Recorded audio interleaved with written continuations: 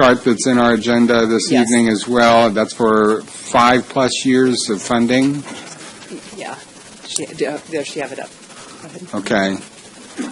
So we're looking at winter 2021, okay? And how does that align with the funding plan? Is that more or less aligned? Because I saw there were some future years of funding that were allocated to There this is. project. Go ahead. Actually, so that open new bridge date of winter 2021 means that it will be open to traffic, but there will still be some work that we'll have to do, Right. maybe sidewalks on the side of the roadbed that's not on the bridge, maybe some drainage, additional work, so punch list work. So there'll be some work that we'll still be doing that will require funding after the bridge is open. However, we typically use the milestone of when our facility is open to traffic. Okay. So closeout of the project would probably be, what, 2022, 2023, or what are we thinking? Yes, and it could be longer because of Okay. contractor claims. If there's contractor claims or, any other legal cases that, happen to erupt, Okay. that may And possibly. then also, just to be clear on ownership, so in terms of the city then being responsible for this bridge, when does that happen? When the project finally closes out, we become the responsible owner of the bridge, correct? Right. Actually, before it closes out, there's something called relief of maintenance. Mm-hmm. And that basically closes it for the contractor in terms of maintenance, and that's when the city would take over. Thereafter, then administratively, we try to close out the project, and that's where the funding may linger. Okay. And this is a state highway, correct? Is Mount Vernon, is that portion of it considered state highway? No. It's not. No. Okay, No. state highway is north of that, or North of that. north of Yeah, that? Cajon. Like In to fact, Fifth in fact, Street. all the So way this to is just 66. south of Yes. state highway, so this It's is Route 66. considered, okay. North of 5th Street, basically, and then I think it swings west. All right, okay. And just to kind of be clear, part of that is we recognize this bridge is going to be out of service for, we're trying to minimize the amount of time that it's actually out of service because we realize that it is a significant change and inconvenience to the public. So we'll try to get that open as quickly as possible, but there will be some administrative things, some additional project work that doesn't affect the usability of it that we'll continue to do. All right, okay. All right, thank you very much. Thank you. Thank Appreciate you, Paula. Sure. Thank you, Paula. Sure. No other questions? Thank you. The next item is the presentation by our Assistant Chief Dan Muncy and Fire Marshal Mike Horton. Come forward. Thank you. Mayor, members of the council, we're kind of fortunate. We had actually planned on the agenda. We didn't know about the fires that we were going to experience yesterday, but we had already agendized a discussion about some fire-related issues, specifically the wildland interface articles that have been appearing in some of the local papers. But we did add to his presentation. As the mayor indicated, they did a remarkable job yesterday. Our police department did as well, and our city staff came together to open the Emergency Operations Center. And so we've kind of expanded this to give them a chance to brief on that, as well as address some of the insurance issues and questions that we've had over the last several months. So, chiefs, plural, you lost them? Thank you for your support. You need to turn on your mic. Turn on your mic. Thank you. First, thank you for your support. Our guys did a fantastic job yesterday, guys and gals, and I couldn't be more happy. I've been scared of getting hurt in fires, but I never thought I would die. I am deathly scared of death by PowerPoint. Not Paula's, though. Paula's was excellent, and that's the city I want to live in, so good job. With that, we'll start my PowerPoint. Excuse me if I get off script a little bit. Partnerships. I want to talk about partnerships. We're putting out fires, big fires like this. There's really three things that put these fires out: aircraft and iron. Iron is slang for bulldozers. Then it's the guys on the ground that are going behind the aircraft and the iron, and they're mopping it up and make sure that fire's not going to spread. But the third thing that puts fire out is terrain. And while we can supply aircraft and bulldozers, we can modify terrain, and we need the partnership of the community to do that. And the second partnership I really want to mention is the police department. Wow. Oh my gosh, I've been on an incident management team. I've gone all over the United States fighting fire. I've got some experience doing this. And I have never, ever seen such an efficient display of evacuations and coordination and cooperation like I did with the city PD yesterday. Seriously. They made a difference on this fire. They allowed us to get the public out safely, make sure that nobody's going to get hurt, and allowed us to get our equipment in. Speaking of partnerships, I'm going to introduce a couple of my partners here. Fire Marshal Horton is my peer, and it's interesting. He's going to explain his role in the fire department in a second, but essentially, I'm here supporting his fire prevention efforts. My firefighters on the fire engine, I'm in charge of all the operations, the day-to-day response of emergencies. But at the same time, we have a minor fire prevention and public education role, and I'm out there supporting the fire marshal. And then when we have large incidents like yesterday, the fire marshal and his crew is there supporting us behind the background. The third partner in that is, as I said, the law enforcement and then also the city. So Mark Persico is also going to be in this presentation. You know what? I told him on the phone today. Yeah. Boss, you'll let him know. Okay. There was a recent Los Angeles Times article, and it was entitled 550,000 homes in Southern California have the highest risk of fire damage, but they're not alone. And this article came out in the Los Angeles Times, and interesting enough, it featured our city, San Bernardino City, in several case studies. And when we first read it, I looked at it and I was shocked, and I called Mark Persico up, and I called the fire marshal, and I said, did this reporter call you guys? No, they didn't. They didn't fact check very well, and it wasn't very accurate. At the same time, we were going through the abatement proceedings, and the county fire was starting to ramp up our abatement issues, and there was some discussion in the public about how important this was. But I wanted to talk a little bit about that article. So here it is. If you go to the website, you type in Los Angeles Times, then you put that title. It starts with this. There's actually a little video, and it talks about the October 2003 Old Fire. How many of you folks were here during the 2003 Old Fire? I was too. That was my first day as a captain. And a lot of fire captains can say that they had a structure fire their first day. Some can say they had two. I had about 400 that day. And I watched the fire come down and take out Del Rosa. How many of you folks were here in 1980? How many folks will admit they were here in 1980? And in 1980, the fire did the same thing. Well, this news article kind of accused us and said, you haven't really done anything since the 1980s to prevent these fires from happening again. It's just going to keep on occurring, and that is so not true. So in one of the excerpts of the Los Angeles article, it says that San Bernardino County adopted state boundaries that are unchanged despite an obvious flaw.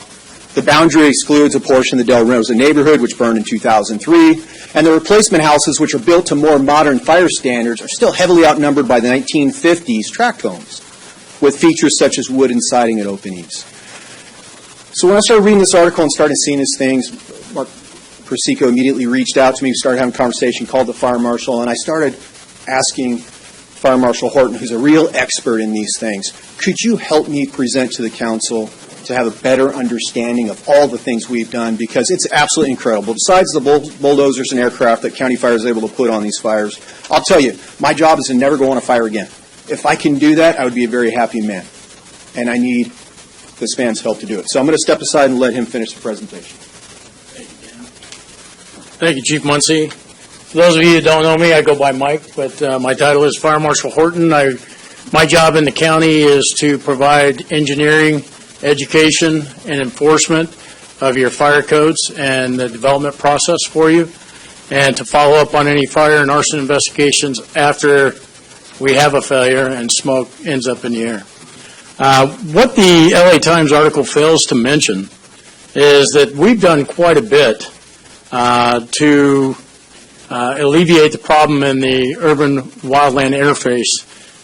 One of the things the city did quite a while back was to create the Foothill Fire Zone, which incorporated just about everything north of the 210 up into the interface into Del Rosa and created more strict building requirements.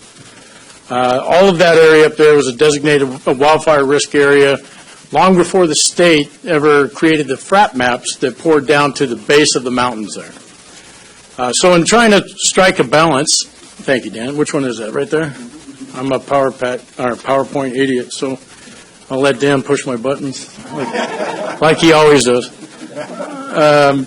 In trying to strike a balance between defining a hazard too narrowly or too broadly, State law currently wavers between two standards. Areas that fall under the state jurisdiction, we call that SRA, or areas that fall under the LRA, which is a local response area. It's classified in 3 tiers: moderate, high, and very high for those fire hazard designated zones. Within those zones is prescribed law and development code to create hardened structures within that zone. Laws dating back to the 90s provided less inclusive standards for areas designed local responsibility, primarily cities and urban counties. What the key word you're going to hear these days is urban wildland interface or urban conflagration, and that's what we're trying to prevent and stop. The Del Rosa area had an urban conflagration back in the old fire, as did the give me the 1980s again, Dan? Panorama. I was too young to be there. So laws dating back to the 90s didn't really prescribe the tough and hardened structures that the new fire code does under Chapter 7A requirements. One thing we've done at the county, we understood that the state had 3 designated fire zones. Instead of maintaining 3 zones, we reduced that down to 1 and considered it all a wildland urban interface that required hardened structures. So we amended our code to provide that hardened structure Chapter 7A requirement. The state maps, on the next slide, the state maps categories of moderate, high, and very high fell within wildland fire risk areas significantly enough that our ordinance, like I said, combined them all to have one 7A zone, which is the wildland urban interface. Back to the Panorama Fire in 1980, 14,680 acres, destroyed 293 homes, and claimed 4 lives. The old fire, 2003, 91,281 acres, 940 residences, 30 commercial buildings, and 6 lives were lost. Yesterday we had the Little Mountain Fire. The Little Mountain is surrounded by several communities that were directly impacted or could have been directly impacted, and due to the diligent firefighting efforts of Chief Muncie and his crew and the police services, we were able to save all of the homes around Little Mountain, even though that fire burnt directly down onto that north side of the park, right up against the apartment complex. And I provided a damage assessment report to the city manager so she can share that with council. We had about 27 buildings that were 27 direct impacts of damage, but those were all garage units that were right up against the interface, and it was very minor damage considering. One unit, I believe, received what we call moderate damage, where the roof burned off the inside. Most of the damage was done from getting into the buildings to look for that smoke and fire that was coming out and putting that out effectively, which we did. So changing those garage doors out was a minimal cost, and rather than changing out those buildings. What's changed since the 1980s? We've adopted the state FRAP maps, and we've amended them to fall down within our urban interface throughout all of the county areas where we have urban or rural infrastructure. Fire hazard abatement enforcement along the WUI has been increased. We contract now with Land Use Services fire hazard abatement, and I think there are folks in here that would testify that that is a very diligent effort and that we've come a long way in making sure that not only do we have an ordinance, but we have teeth in that ordinance, and we require abatement when we don't get it satisfied by the resident. Enhanced fire protection capabilities with the county fire department came along hand crews, air program, dozers, and all the heavy equipment that Dan referred to earlier. Residential assessment program. That's a program where any resident can call a fire station and say, hey, I'm not quite sure what you guys want me to do with this fire hazard abatement or what I should do to be more safe. Can you send someone out to show me? The engine company will gladly come out via request over our internet and walk the homeowner around his property and say, these are the things you can do. Remove your firewood, do within 30 feet of your building, cover it, change your vents for ember intrusion prevention vents, make sure that you have stucco siding, no wood roofs, closed eaves, double pane windows, move the lawn chairs and everything else away from the building. So they actually walk folks through that, and that's free of charge, by the way. So if anybody has a question, we're ready to do that for them. The Ready, Set, Go program. It's been a nationwide, or California statewide program in the prevention efforts for wildfire. Most recently, grant funding opportunities have come to us where we are contracting with a consultant firm named Anchor Point, and they do an urban risk assessment along any interface of the wildland. They work very closely with communities that have community wildfire protection plans, and that's basically in the mountain communities. You see those fire safe councils. Well, those fire safe councils now need to be developed within our own community here to do a risk assessment along our interface and have a community wildfire protection plan that is incorporated into our general plan amendments. So future considerations. Designating a wildfire risk area subject to the California Building Code Chapter 7A requirements is something we've already done, and we can extend or retract that depending on fire history, topography, the fuel loads, and any other reasons the fire official finds necessary if they consider that a high-risk area. Land use planning, specifically detailing that very high fire hazard severity zone. Housing structures and neighborhoods developed according to Chapter 7A requirements.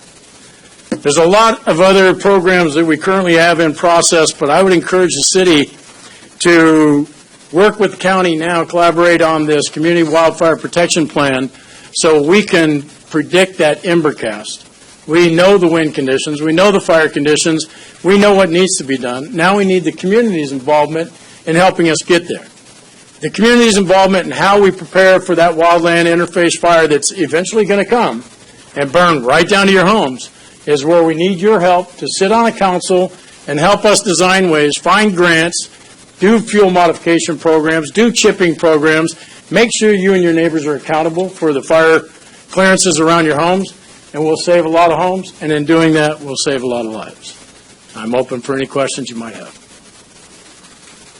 Councilman Nickel? Before we do that, if we could let Mark Persico speak for a second. Thank you. Community development's role in this is planning, and we've got a great partnership between the city and the county fire department. Actually, just this morning, I was speaking with the city manager about a general plan update that we've looked at starting in the 18-19 fiscal year based upon funding availability. Our last general plan update was done in 2005. We have made changes to the building code since then. The building code gets modified every 3 years. So the last code cycle update actually now requires fire sprinklers in all new single-family residential, which was not a requirement previously. But we are looking at both the prevention side and the real long-term planning. And that's really what community development's role in this, and we do have a great partnership, and they do a fantastic job. Both Dan and Mike and all of their folks have been extremely responsive ever since we transferred fire services from the city to the county. And I'll let these guys answer any questions you have. Thank you. Thank you. Councilman Nickel? Well, first off, as a resident of the Blair Park neighborhood, thank you. I couldn't agree with you more. I think the response yesterday was excellent. So I want to extend my appreciation to our fire services, our police services, extremely professional, extremely efficient, extremely effective. Thank you. This is something that concerns me. The area of the Fifth Ward, of course, interfaces with an area that has very high fire danger, and I think this is something that just watching the news this evening is of great concern and should be of great concern. And I completely agree with you that this needs to be fundamental in terms of how we plan out our city moving forward and how we determine where and how, when, and why we anticipate growth. And so I completely agree that certainly the general plan, I know there's been discussions about perhaps a specific plan for the Vermont area in particular. That area was devastated by the Panorama Fire. We still have residents up there that clearly remember the tragedy, and they want to make sure that it is not repeated, and they make it very clear to me that they do not want to see it repeated. So I'm happy to hear that we're making some inroads. I'm glad to see the level of cooperation, and so certainly I'll speak for myself, but you certainly have my cooperation as we move forward on this. One of the ideas that's been floated, and I think in addition to community development, just a thought that was brought to my attention that I think may warrant some consideration, but maybe also involving our water department. I know there's been discussion about clean water factory and so forth, and the idea of perhaps a green belt as sort of an inner or a buffer between our residential areas and our wildland interface, that perhaps we can have an area where we can sustain some level of either vegetation or other mitigating types of amenities that would better provide that buffer between that wildland area. But we do anticipate more homes being built, and I would not encourage us to go the route that we saw in Northern California over the summer with a significant number of lives lost.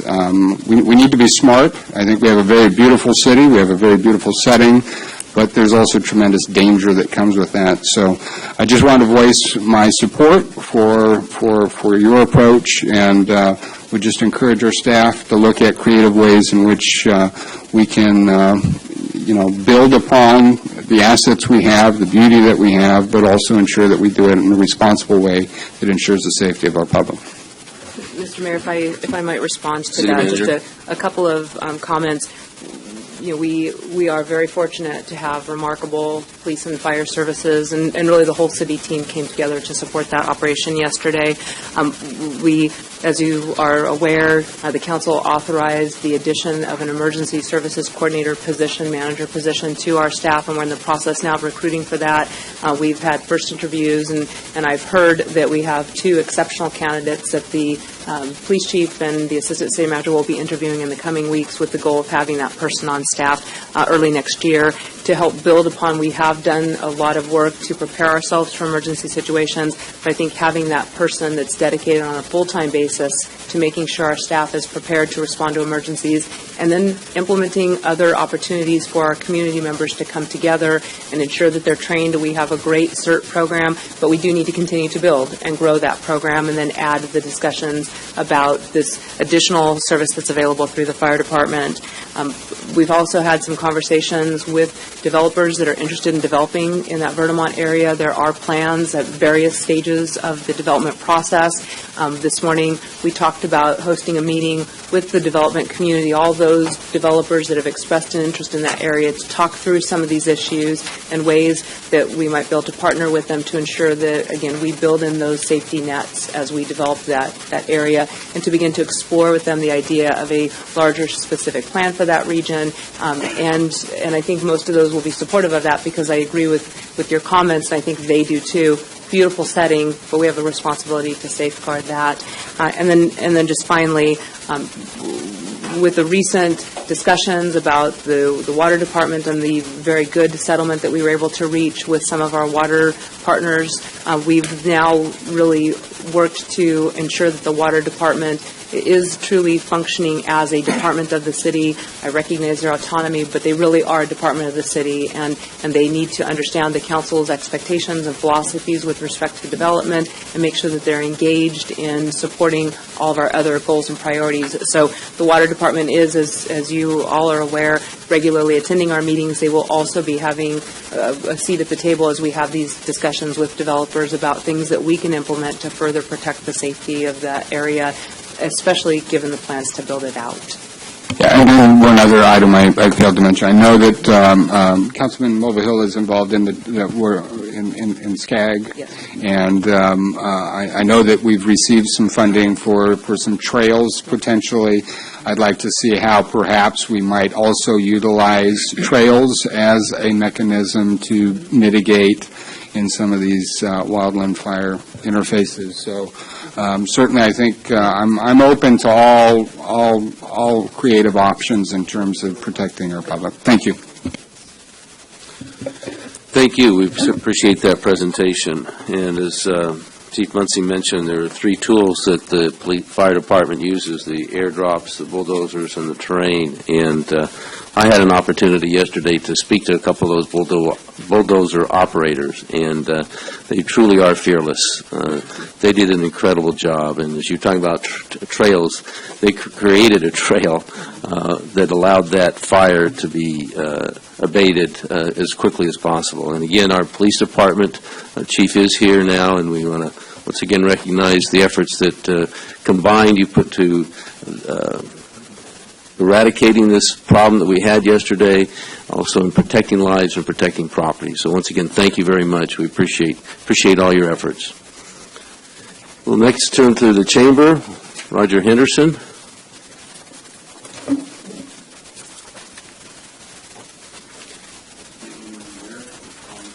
If you'll turn on your mic, thank you. I've been hearing that. I don't know why I didn't do it. Anyway, it is with great pleasure that I introduce our next chairman, Jim Wheeler, who will be the 110th president or chairman of the board of San Bernardino. And with that, I do want to add that we are deeply saddened by the loss of one of our past presidents of the Chamber Board, and that's Mr. Jack Hill, who passed away Thanksgiving morning. Jack was a resident of San Bernardino for over 89 years. He moved here when he was 3 years old. And he told me some stories about polishing the brass over at the courthouse. And boy, I mean, he could go on for hours and hours. But he is a big loss to the chamber and to the community, and he will be missed. And here we are to our new chairman. Thank you. Yeah, like Roger said, my name is Jim Wheeler. Been running the Chili's on Hospitality Lane for the last 10 years, but recently I've switched jobs to a new company coming into town called Raising Cane's. It'll be opened up on Hospitality Lane. Actually, just off the tip of the canoe on January 18th. All things going well at this point. Thank you. I do want to thank Councilman Valvidia for helping us out with some connections and getting in contact with some people that we needed to keep that process going along as smooth as possible. So thanks, John. The announcements I have, December 8th through the 10th, the Nutcracker will be held at the California Theater. For tickets and showtimes, call 885-5152. Saturday, December 9th, the 40th Annual YMCA Children's Christmas Parade, followed by the San Bernardino City's Winter Wonderland, will be held at and around Paris Hill Park. And I know we'll be participating in that, and I know a lot of the local schools and bands and stuff will be there. For parade information, please call 881-9622, and for Winter Wonderland information, call 384-5233. December 12th to the 14th will be the Community Ho-Ho Parade, starting at 6 o'clock each night. Tuesday night begins at the Western Regional Little League and ends at Wildwood Park. Wednesday begins at Blair Park and ends at the Lido Creek Park. And Thursday will start at the San Bernardino Train Depot and ends at Paris Hill Senior Center. For more information there, call or go to www.hohoparade.com. That's HOHOPARADE. Wednesday, December 13th, will be the Chamber will be hosting a social networking lunch event at the Red Lobster. You do have to pay for your own lunch, but we will be there to meet and greet you and have some fun. It's a great way to interact with several local businesses and elected officials. The address there is 195 East Hospitality Lane. Saturday, December 16th at 7 o'clock. Affordable Music Productions will be presenting Legends of Doo-Wop and Rock and Roll held at the California Theater. If you'd like tickets for that, please call 951-317-2155. And last but not least, save the date. Friday, February 9th, we'll be having our 110th installation of officers, including myself, at the Business Expo and Casino Night at the National Orange Show Sports Center backstretch. There'll be more details to come for that. And that's all I have this evening. Thank you. Thank you, and congratulations. We next turn to our consent calendar, and I believe items number City Manager? Did you want to do the closed session report? No. Yes, thank Before the you. consent calendar. City Attorney? All right. Thank you. The matter listed on the closed session agenda under item B, which is conference with legal counsel, anticipated litigation, the case of City versus Bridges. Council gave settlement directive by a vote of 5-0, with Councilman Valdivia abstaining and Councilman Charette recused. Item listed under C, conference with real property negotiators regarding property at 2121 Medical Center Drive.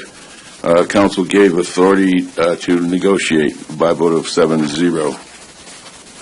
Also, I'm reporting out that at the joint special meeting closed session with San Bernardino City Council and the Board of Commissioners of the City of San Bernardino Municipal Water Department of November 20th, 2017, agenda item number 1 under conference with legal counsel of existing litigation, cases identified as the City of San Bernardino versus San Bernardino Valley Municipal Water District,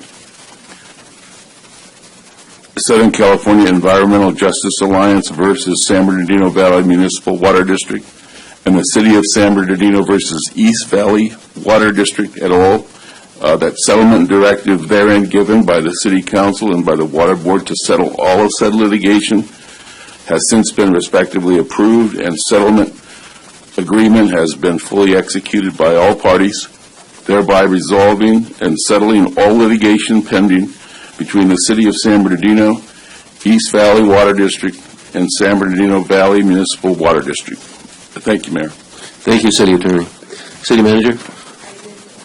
Mayor, members of the council would like to request that we remove consent calendar items number 18 and 19. We will reschedule those after we've had a chance to review those. We want to ensure that we're maximizing the use of these funds, and so I would like to request that they're removed and then rescheduled for January. Thank you. So items number 18 and 19.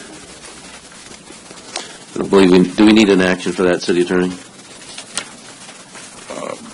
No. Thank you. We now move to public speakers. Carmel Rowe.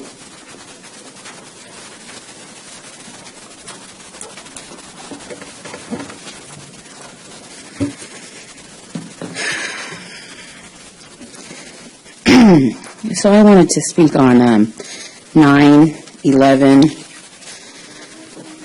and 13. What I wanted to say about number 9 was that when I was reading it, I read all the things that you have to do to keep information and what cities have to do. And the problem I have is that I don't think that city personnel or emails or things like that should just be deleted, because there's a lot of information that goes out in those. And it just seems to me that if you give an automated system the way to delete things, it's kind of like deleting the truth. And I have a real big problem with that. And then if you give employees the ability to pick and choose what they delete, I kind of think that's like, hey, you guys just gave everybody a license here to corruption, which we don't really need any more of if we're going to come out of bankruptcy. I think we should probably think a little bit more about this before we do it. The next thing about the San Bernardino Joint Powers Authority. So what I read on this was that you guys are going to create more bonds to get out of the bond that you have on City Hall, and then you're going to put this bond or a lease on the city yard to pay for this bond. Now, I want to know how much bond are you paying off on City Hall, even though you're creating a $4.5 million bond. Like, I don't think, unless you know where all this money is going to go and what it's going to be used for, why are you doing it? I mean, you're bribing City Hall, you're creating more money, you're putting a lien on something else, and do you really have a plan or a purpose, and has anybody really thought about this? Because when I read it, it didn't all sit right with me, and I think that if you're going to spend $4.5 million in creating a bond, I mean, it's really taxpayer money, and we really should have a say, and we don't. After that, let's get over to 13. which I saw the board up at the mall was about $69,000. But then it says that you guys are going to take out $1 million with some more bonds to deal with the Carousel Mall. If you were going to spend $1 million to deal with the Carousel Mall, I would have thought you would just be collecting rent until you were forced to spend that $1 million. But right now, what I see is that you're going to blight the mall, you're blighting City Hall, which has totally killed the downtown, which just doesn't seem to me that anybody has a vision or any sort of strategy, and you've been here now 5 years, some of you longer, you know? I just don't understand. I don't understand how we are expending money and expending money and expending money to blight our city. Okay, that makes no sense. I got one last thing to say is that when I drive around the city, it's full of beds and it's full of trash, and it's not getting any better. And right over here, coming here, is a very scary drive over here. And even when you pull into City Hall, the streetlights don't work. So I'll be back to speak later, but that's my piece. Jim Smith?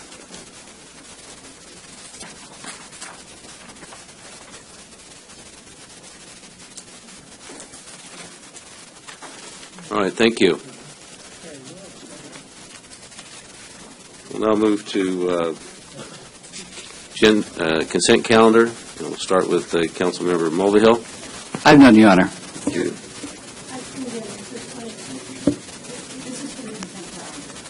All right, we're not there yet. I've got you for the public hearing.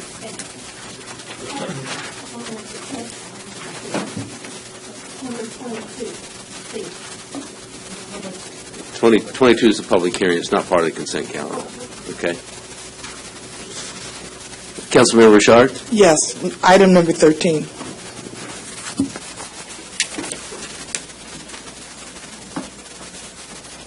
Councilmember Nichol? Item 11. Councilmember Sherrod? Mayor, I'll be making a comment on 13.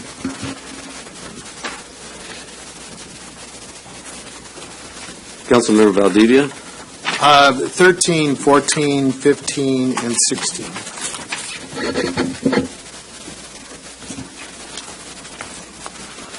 13, 14, 15, and 16? Thank you.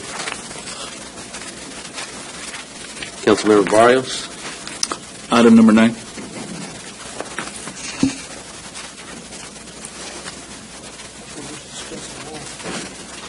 Councilmember Marquez? 13 has already been pulled, sir. All right, thank you. Move the balance. Second.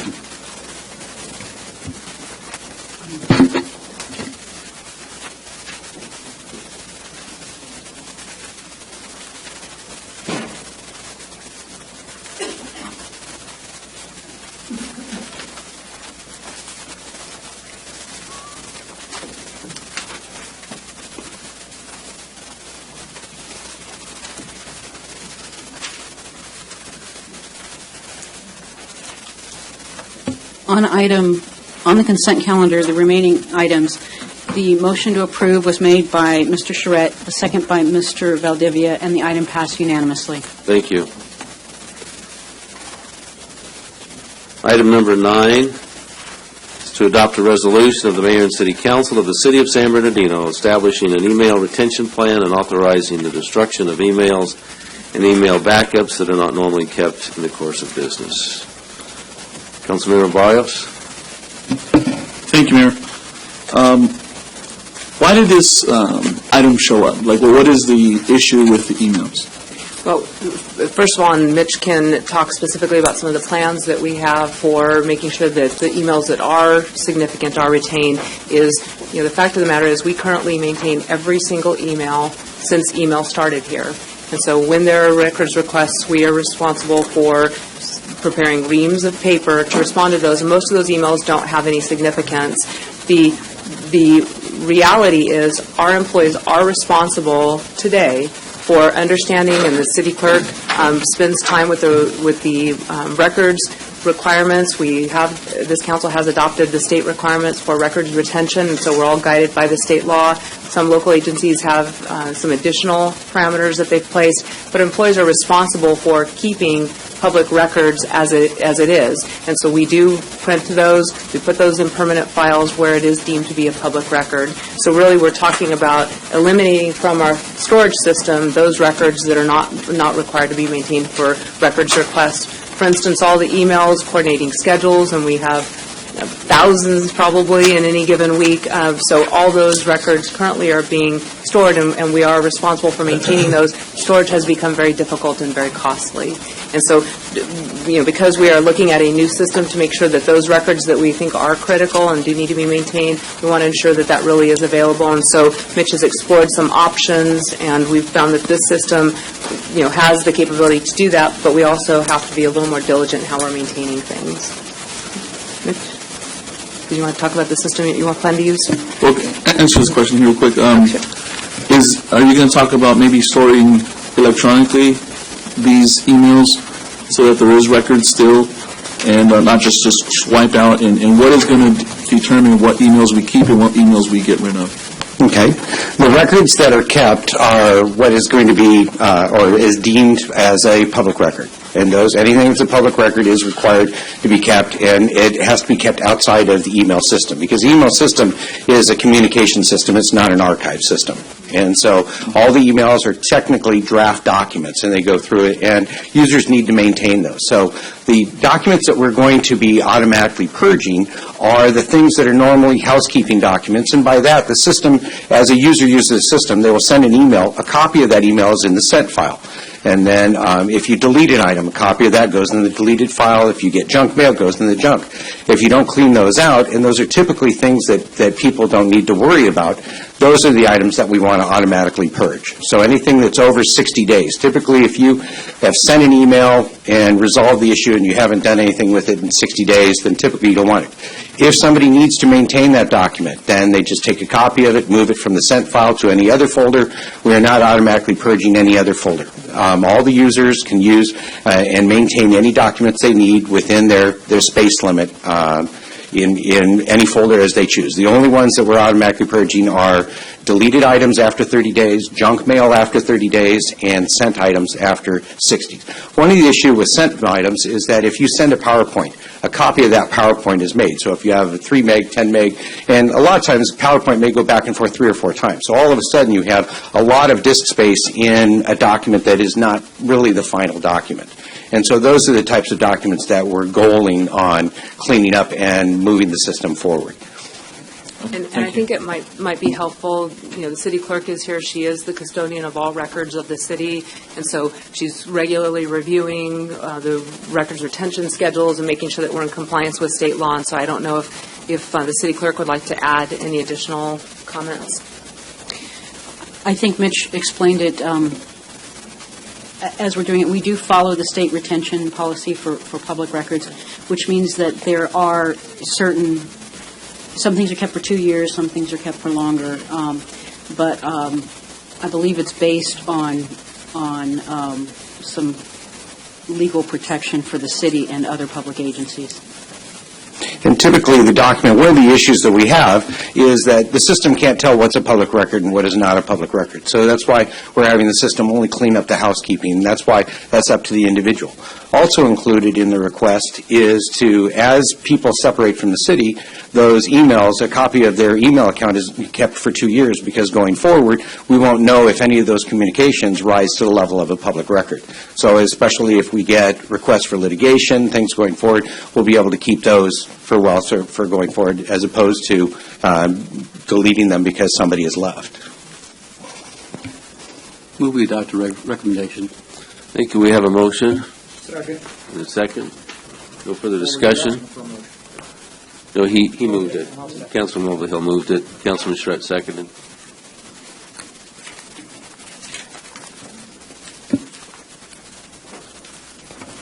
On item 9, the motion to approve was made by Mr. Mulvihill, the second by Mr. Charette, and the item passes unanimously. Thank you. Next is item number 11. Adopt a resolution of the Mayor and City Council of the City of San Bernardino establishing regular meeting dates for the San Bernardino Joint Powers Financing Authority, adopting a debt management policy for the authority, appointing the city manager as executive director of the authority, and authorizing and directing certain actions in connection therewith. Councilmember Nickel?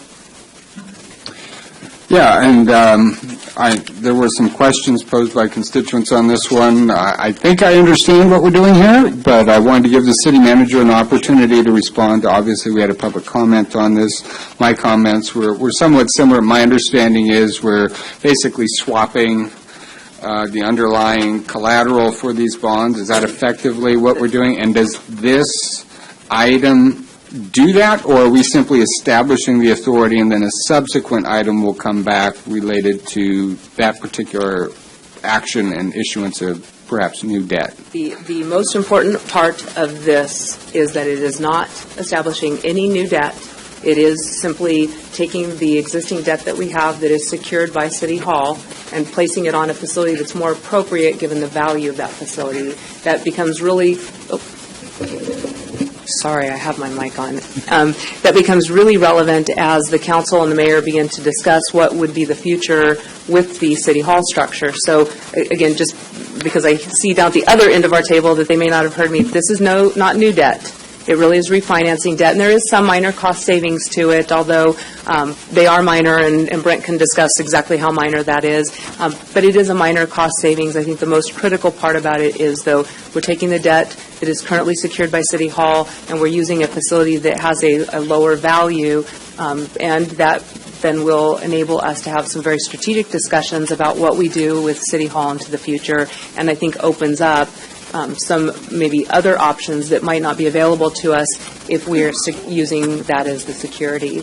The other thing that we're attempting to do, we have this Joint Powers Authority, and again, Brent can answer specific questions, but there are some things that as a Joint Powers Authority we have to do, and so we're making sure that we are establishing a debt policy. We currently don't have a debt policy. We need to have one, and so we're establishing a debt policy and providing some parameters under which, some guidance, under which the council would consider future issuances of debt. And again, all those would come before you, but this establishes some guidance as to how you, if we are going to do that, how you would like to see it handled, what are some parameters in terms of the repayment schedule, what kinds of uses would you want to see debt issued for. I would strongly discourage any agency from ever issuing debt for ongoing operational expenses. This policy says, as a council, we agree that's really not a strategic move.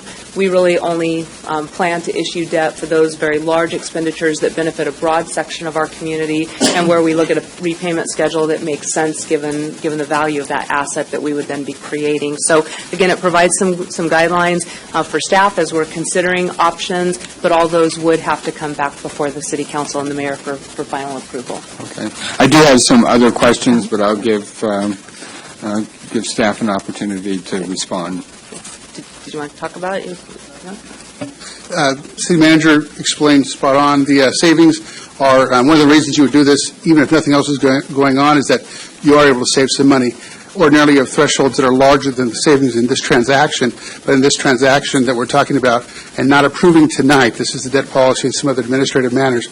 The meeting on the 20th is when we'll approve the transaction, or at least propose it to you for approval. So in addition to some minor savings, less than $50,000 a year, to the general fund still, though, the benefit, as the City Manager explained, is that by swapping out the assets on the new bonds from City Hall, which is way overvalued for the amount of money left over anyway, just the nature of the transaction, but we have this opportunity to save some money and do that at the same time. And as a result, there's no new money coming out of this transaction at all. It's literally, one of the comments was, what are we going to do with the new money? There's no new money coming to us to do anything with here. It's just literally like you refinance your house, take from one lender, pay the other lender, you pay a few transaction fees in the middle, but all in, we're still saving.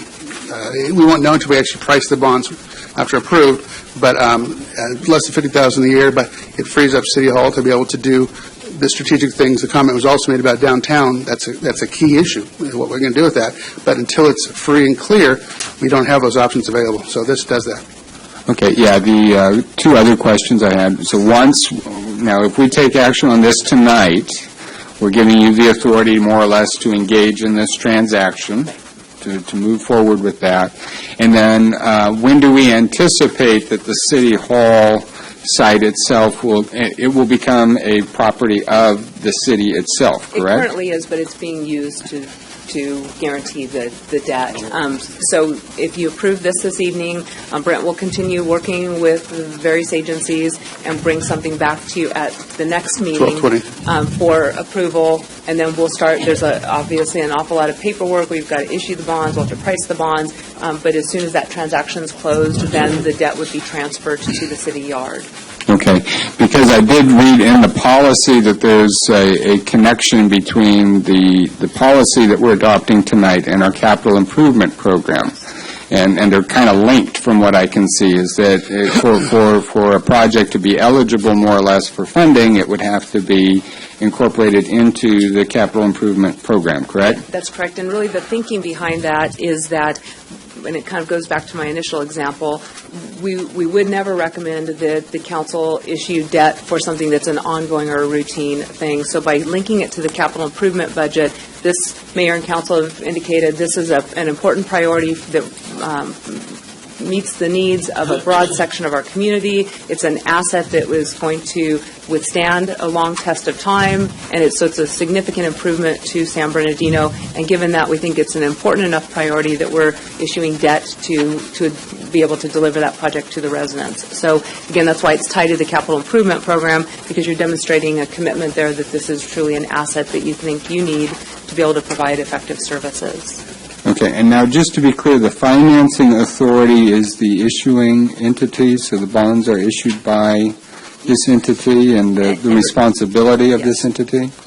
Yes. Which is effectively the city under The successor agency and the city are the two parties who was forming the EDA of the authority. And state law requires for certain types of transactions that you have a financing authority in the middle of the transaction for these lease back, they call it, because they give them the facility, they lease it back to us, but it creates the opportunity to make payments to them, they pay the debt, and then that allows the transaction to go forward. And the council is the sole board of that authority, correct? Well, because you are the successor agency as well as Yes. the... Okay. So you're acting in your various capacities, and then remember, this was actually done many years ago, and so at that time there were three parties to it. So it was the city and EDA. Again, because of the dissolution, we're changing that document now to reflect our new reality, and then again continuing with you as the agency that issues that. Now, when decisions are made, that will more or less be agendized on a regular agenda under the finance authority, correct? So these will be, there were some concerns about whether or not these will be public meetings, and public will be aware of any new debt or any new obligations that are imposed. Essentially, they happen simultaneously with the regular meeting. Okay. Just like your successor agency meetings, and I think the most, a very critical distinction is, I think because it's being agendized as part of your regular meeting, people tend to know when this meeting is, and so I think they'll be even more aware than they would be if we had some kind of a special meeting or another meeting that we were agendizing. Okay. I move to approve. Councilman Valdivia? So, the cost savings on packet page 211, you suggest that the 2018 bonds will not exceed the $4.5 million. What are the actual savings? I mean, you have those. We don't know until we price the bonds. Right. And so... Do we have a projection? I mean, obviously you're saying there's a savings. Yes. What are those? We're estimating them about $50,000. It's not to exceed, it would probably be more like $35,000 a year based on the last time we ran numbers to the market. $35,000 in savings? A year, so. Per year, all right. On page 216, Section 5 of the agreement, it reads that the chairperson, vice chairperson, secretary, treasurer, and controller of the authority and the authority general counsel are authorized and directed jointly and severally to do any and all things they deem necessary or advisable in order to effectuate the purposes of this agreement. In such actions previously taken by such officers. So can you name the chairperson and the vice chair? Who are those members? That's you guys. Well, there's... Right. So that will come at a later point. Well, this is a comment here. Go ahead. The council serves as the governing board of the authority, and the mayor serves as the chair. Where are you reading from? Third paragraph of the staff report. On what page? 210. Thank you. The finance director serves as the controller of the authority. The clerk has been the secretary of the authority, previously the city attorney's counsel. What was missing from that structure previously was having the new city manager, which is that charter change, put in as the executive director of the authority then. Okay, So that right. change is being added to as kind of ministerial. All right. And so any of those appointments or individuals named in Section 5 would ultimately come before the council? Is that right? For approval? Or is this by appointment of the mayor? No, these have been in place. This is the structure that was developed some time ago. So the members of the council serve as the governing board, and the mayor serves as the chair. The finance director is currently the controller of the authority.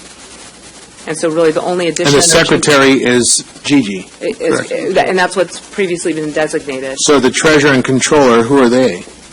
The finance Right. And the vice chair is unnamed? is Mayor Pro Tem.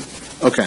All right. And 'Cause the only addition that you're making is, with the charter change, you now have a city manager, and so Okay. you're appointing the city Thank manager you. as the executive director. I just wanted to clarify. Cool, thank you. Moving on to a couple other points. I really, for those in our viewing audience, this essentially allows our city manager to, and this is, I would say, I interpret this as a cross-section of implementation of the charter, of the new charter, allowing the authority of the city manager to really do her job. What I like on packet page 220 is a relationship of debt to capital improvement programs, and that there's no additional burdens on debt. The other position that I really enjoy is policy goals related to planning and goals of objectives. So it takes into consideration through strategic workshops the council's direction, and it really allows for our staff to move forward on this with the direction of the full council. So very good. I appreciate this, and I look forward to getting the updates as we issue bonds, and with your assurance that that's how it's going to be, right? And again, all that would be explored with you well Very good. in advance. Right. And then I think just to add on to that, the one other very important part about what we're doing is it really opens the doors to the possibilities to ultimately address the issues at City Hall. Yeah. Yep. Very good. Thank you. All right, no further discussion. I believe we have a motion and a second.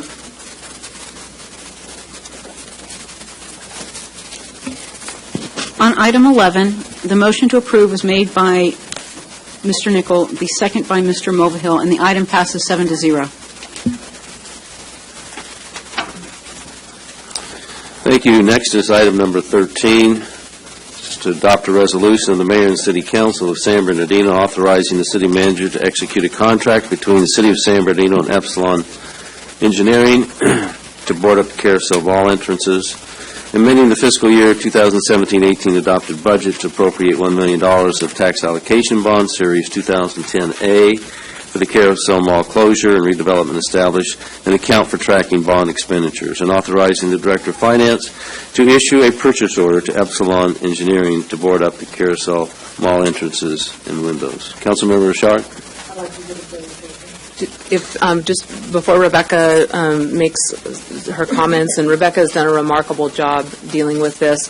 As the council is aware, we're really transitioning all of our economic development functions from consultant services to our in-house staff, and during that interim period while we were recruiting for the economic development team, Rebecca really has picked up the ball and helped to deal with this and a whole host of other development-related issues, and really my hat's off to her because, you know, her background really has been in more general administrative things.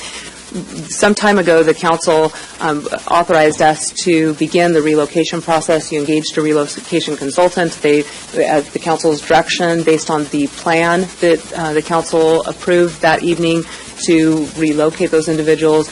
We've begun that process, and we're now at completion. One other thing to note is, some time ago, long time ago, this is not new debt that you've issued, this $1 million that we're referring to. This was issued some time ago for the purposes of dealing with projects like this. We talked at that earlier meeting that as we entered into the relocation process, it was going to become necessary. Unfortunately, that is a very state law-driven process, and so there are costs that we have to reimburse, that we would rely upon the tax allocation bonds to fund those costs as we moved forward. Really, tonight, we're requesting authority to add that to the budget so we can pay the expenses that we're incurring based on your earlier direction. So So it's not money that we've put into the budget. It's money that's been held in one of our reserve accounts, recognizing that it is there. Because of the dissolution of redevelopment law, we are required to use that money per the plans that have been approved by the state, and this is really using that funding source within the parameters that the state has provided to us and approved. So Rebecca can walk through the process that we used to bid this. We feel very strongly that the Carousel Mall really has some value in terms of our ability to resell items that are there, including some very important items like the carousel and other things that we think really have meaning to the community, and we'd like to really have an opportunity to think about how we want to reuse that in the future, but we have to take steps to secure it, to make sure that it's there for us. And so with that, Rebecca will walk through kind of how we bid this and what some of these costs are, and again, answer any questions that the council has. So the item that's before you this evening is twofold. One is we're asking you to allocate essentially a budget. So the $1 million of bond funds is we're asking you to allocate the budget. It's not giving us the authority to just go out and spend $1 million without coming back before you for those expenses that exceed the authority of the city manager to approve. So I do want you to be aware of that.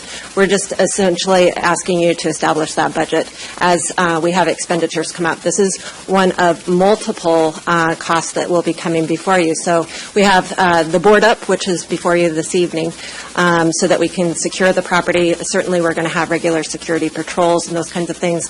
But securitizing that building is, multi-phase. So we need to take every step that we can to ensure that the property is not breached, that the property is protected until we have an opportunity to fully redevelop it, and to deal with the assets that are contained within the mall, as the city manager had identified. So this is one of many expenses. We will have the closure of the parking lot that will come up before you. There are other expenses that we would anticipate, including the final relocation settlements that we will have to address in terms of those businesses that were located within the mall. There are, environmental impact studies and remediation that will have to be done in terms of the auto centers that were contained at the mall. So I just want you to be aware of this as kind of one step and a long path that we're going to have to fully redevelop the process. So, of course, we went through an open bid process in terms of trying to find the lowest bids to address the specific issue that's before you tonight, which was the board up. Epsilon Engineering was identified as the lowest cost bidder in this case, and so we're asking for authority to execute and proceed with that step in this process. And then in addition to that, of course, appropriating the dollars to establish the budget for future expenditures, as well as this one. Okay, so I have just a few comments. The past council member, Ricky Van Johnson, had expressed to me or talked to me about the A and the B bonds. I received paperwork from the past city manager in regards to the projects that were actually listed for this A and B bonds, which all those projects were located in the 6th Ward, because they had taken money in 2010 and used it in another ward and said that they were going to do these projects. Now, one of the things that Mark Scott said to me before he left is that we promised that we would do these projects, so we're going to do them. And they're actually in writing that these projects need to be done. So now here again, we're taking the A and B bond money and putting it on another project. We already did it with the baseball stadium. So now here again, we're nickel and diming it, and not one project has been done that is listed on that paperwork. So my concern here is that eventually it will all be gone and the projects will never get done. We're talking about 2010. This is 2017. I am so excited that you guys you guys are doing the work, save the city a lot of money from doing the work. And I know that I am sitting here based on the fact that I represent the whole city. But the voters in the 6th Ward voted for me to protect their interest. And if I don't say anything, it's going to continue to happen over and over and over. Nothing will ever get done. One thing that I always say is when people get off of the freeway, they don't know what ward they're in. All they know is that they're in the city of San Bernardino. And if the 6th Ward is looking so bad, and nothing is ever getting done, that's a reflection on the city as a whole. So I think that we need to start looking at doing the projects that you guys said that you guys were doing versus nickel and diming the money. And so that is my biggest concern, and that's one of the reasons why I say, when I looked at this the backup document, I said, I can't support this again, because the money is continuously being nickel and dimed for other projects. And I do wish that you had called me in advance so that I could make sure that I have exact numbers in front of me. One of the challenges, and I apologize because I worked with Mr. Scott to help him understand this. When the redevelopment agency was dissolved, the state then became responsible for deciding whether we were going to be allowed to maintain revenues or not. And it was primarily B bond revenues that, and again, I apologize, I don't have the numbers in front of me. I would have brought those with me so that we could walk through them, and I will spend time with you. But there were various projects that, some of which were well-defined, others which were not necessarily well-defined. The Project A series money, though, was really for broader community projects. It was really the B series bond money that seems to have more of a connection with the 6th Ward.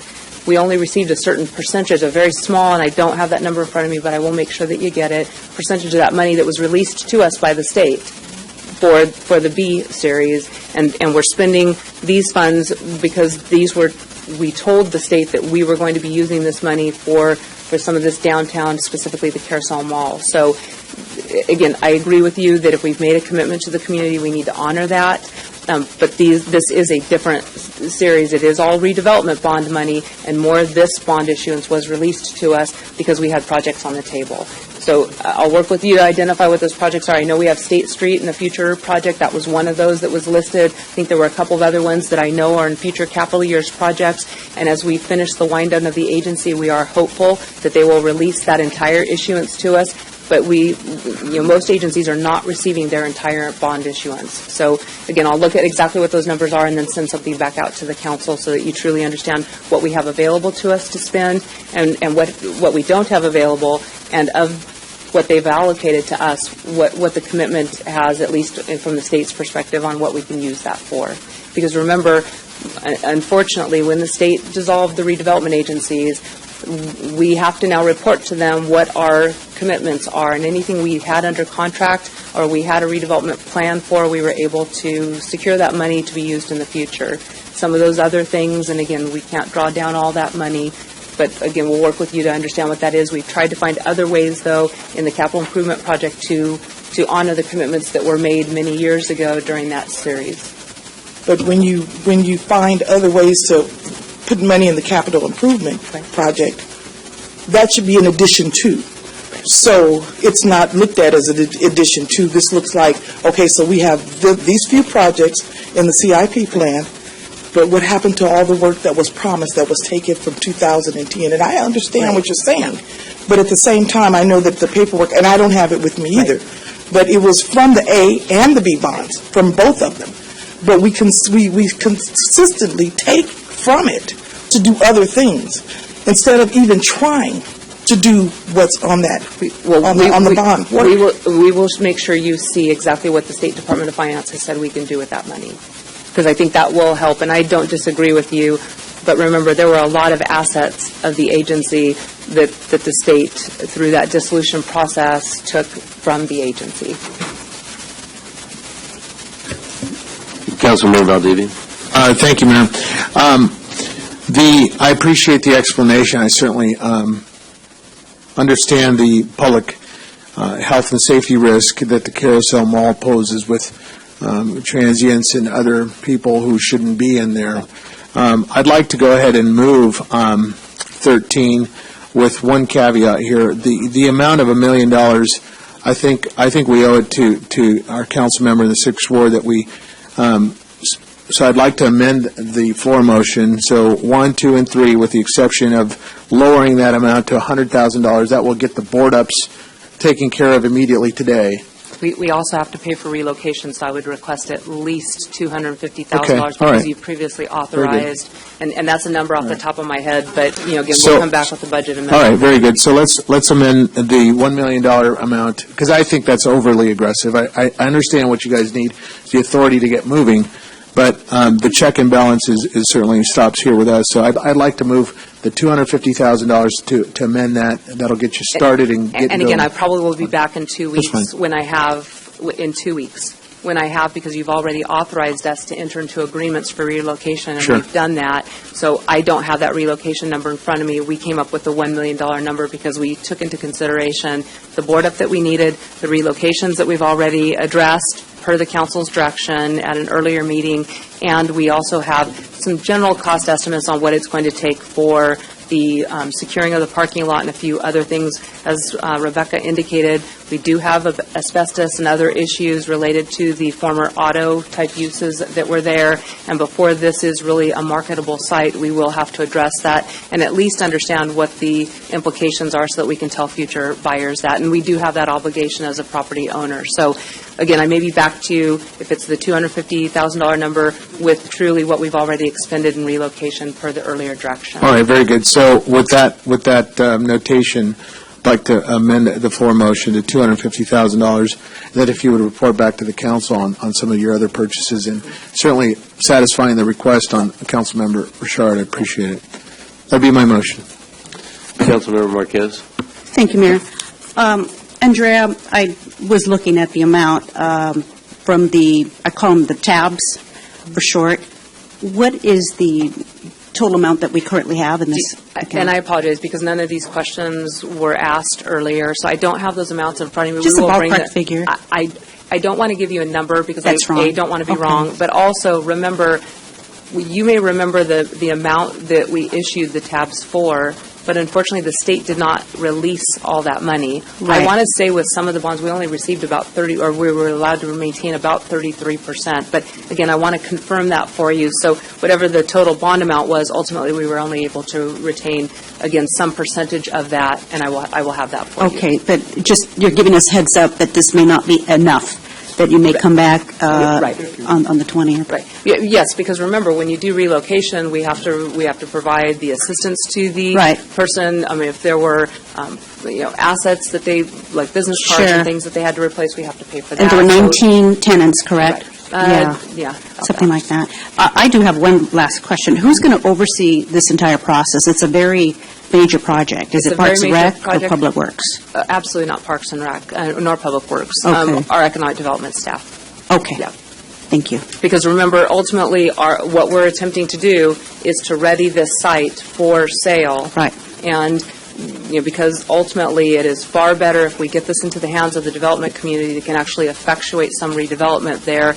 We've had, I realize it's very frustrating. This is a major project, though, and as the council's aware, there were some property ownership issues. We didn't own all of it. Right. And it really didn't serve us well to take that out to the development community and have several parcels that were really critical to the whole. So we've acquired those now, and really what we're talking about is readying that site for developers to come in and actually begin development work. Minus the Harris's building and the Andresian building. Right. Got it. Right. And I'll second the motion on the... Councilman Charette? I'm not going to support changing the numbers at this point in time. This is such a critical piece of our downtown that we don't need to be delaying this any further. One of my concerns would be the term board up really scares me. I don't know if there's another term to use, but I would only ask that we explore any opportunities that we could do it in a more decorative way than just plywood. That's what I'm envisioning, and I know I spoke with you. I also will make a comment that it is, I think, somewhat disingenuous, if not unfair, that we come forward with these questions like we have here tonight, or that have just been recently asked, when we have 3 or 4 days prior to coming to this meeting on Wednesday nights. I mean, that was one of the reasons we did that. And we can talk to our economic development people, our city manager, and we can get these questions cleared up. This is a consent item that I generally trust staff that they've done their homework and they know what they're doing. They've made the estimates necessary to go forward on this thing. In addition to boarding up, or maybe in place of boarding up, I would also you mentioned security. We'll still be securing it, so apparently you don't believe that just having security there is enough, and that it indeed needs to be secured through some sort of a boarding up process. We will do everything that we can, much like we've talked about the need to secure portions of City Hall. We're, part of the reason why that has not come back to you is because we're looking at more of a wrought iron look or something that, provides the security but doesn't look like it's a boarded up, dilapidated building. Our goal is to do much the same thing here, but we do have some very large entrances there where people could gain a lot of access very quickly with vehicles and things, and we do have some really pretty remarkable assets there. So we'll do everything that we can to not make it look bad. We certainly will continue with the maintenance contracts that we have in place. We'll continue to make sure that the parking lot's clean and neat and attempt to make it look as good as possible. But yes, we don't think with just security officers we're able to truly secure that site. Okay, well, I understand that, and I understand. I accept that. But I think it's important for everyone to understand that this is a asset that's going to be leveled eventually. Yes. Certainly, the sooner the better. I think everyone agrees with that, and it is contingent on some other things happening before we do that. We obviously have to empty the building. We have to take care of the assets that are in there and deal with them, and I don't know how long that can take, till January 1 or 2 or something like that. We're really hoping to do that as quickly as possible. One of the things that this $1 million, having a budget would enable us to do, there are some things that are probably very easily resolved and certainly within the scope of the City Manager's authority, like getting an auctioneer on board because we have some great assets there that really do have current value for businesses that, and I'll use one example that I know may sound silly, but it's really not. The trash cans that are there, they are all concrete trash cans that really have value, and so we'd like to dispose of those assets and then really focus on maintaining the ones. But that's part of the reason why we built this budget, to give me the ability to quickly do that, one, while it has value, and to get those kinds of things done so that when we have the hazardous materials issue and all the environmental issues, at least in a position where we understand what they are, and there are a lot of studies that need to be completed, that we are ready to move as quickly as we can. Right, and it was clear that Rebecca indicated that this $1 million is a budget, and that you're not going to be doing anything that's outside of your authority without coming back to us anyway, and we would have an opportunity at that time to question it. So yes. My concern, again, is just having us get in the way of progress and in the way of the economic development of the city manager to progress with this property and get it done as soon as possible. I know we've got a broker on the theater, and that's all dovetails into the process, and hopefully the proceeds from that will enable us to do the demolition of the mall and get this thing started on redevelopment of the downtown area. Yes. So I don't support changing what the staff has asked us to do tonight, and I will support the original motion. I'll be voting no on the substitute motion. And I would just add one additional thing. I'm mindful of something that Councilmember Nickel has said in this forum and in other forums, and several of you have as well. We don't want to miss the next cycle. Exactly. And so we are trying to move as quickly as we can because we do have developers that are interested. We have a good relationship with AECOM in that they have provided a plan for us. We're looking at being maybe a little more aggressive in terms of our approach to that site. And in order for us to be more aggressive, I have to be able to deliver a piece of property. And I can't deliver one that... And my last comment along those lines is this, that I don't want to go every 2 weeks or sometimes 3 weeks in between you needing us to move. I want to give you the ability to move as quickly as you can as we get that asset back on the books and working for the downtown. Councilman Nickel? My comments have been covered. Thank you, sir. All right, thank you. Councilman Mulvihill? Now, I'd like to understand more what Councilman Valdivie's proposal is. Is he saying from the A bonds, we're just going to be taking $250,000, $250,000? Is that what we're doing? Correct. Rather than the million? Yes. And the expectation, though, is that the city manager is going to be coming back and asking probably for I would anticipate, I don't have the relocation costs in front of me, but obviously, we have dealt with all the relocation issues, and so we're trying to finalize those agreements now, but I don't have what that number is. But when we built the budget, it was recognizing that we had a whole series of things that needed to be done to ready the site. But there's going to be sufficient amount of funds in those bonds, the A bonds. The $1 million is what we've requested that we budget for the full closure of the mall. Okay.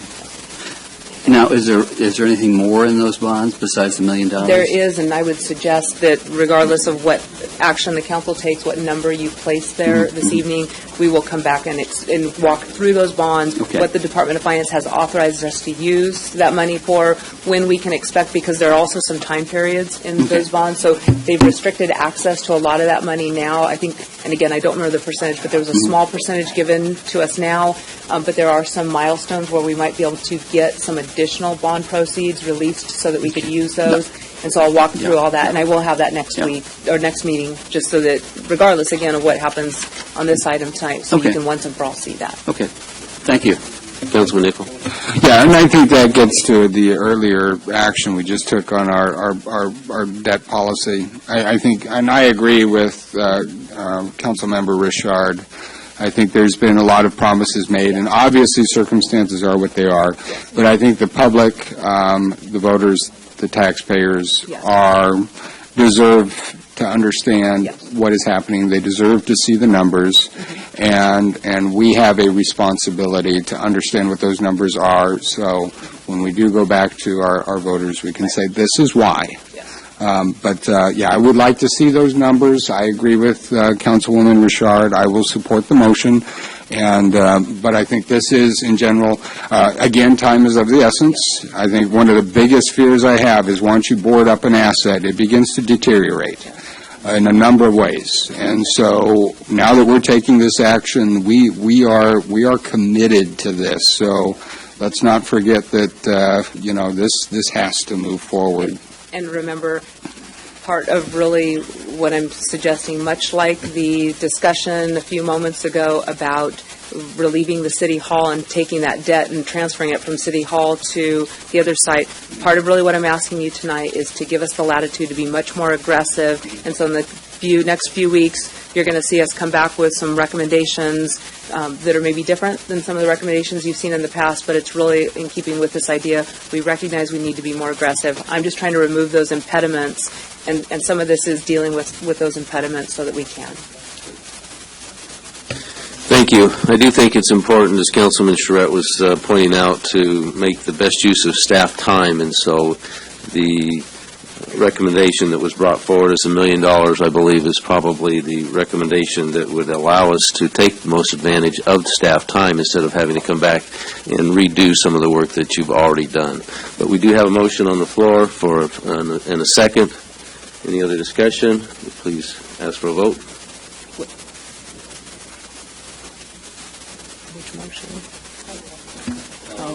On the motion made by Mr. Valdivia and seconded by Mr. Barrios, which involved amending the fiscal year 2017-18 adopted budget to appropriate $250,000 allocation bond series for the Carousel Mall closure and redevelopment.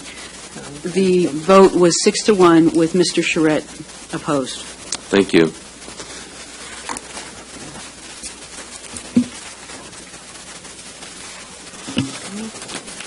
Items number 14 and 15, I will be recusing myself due to a campaign conflict with Fairview Ford.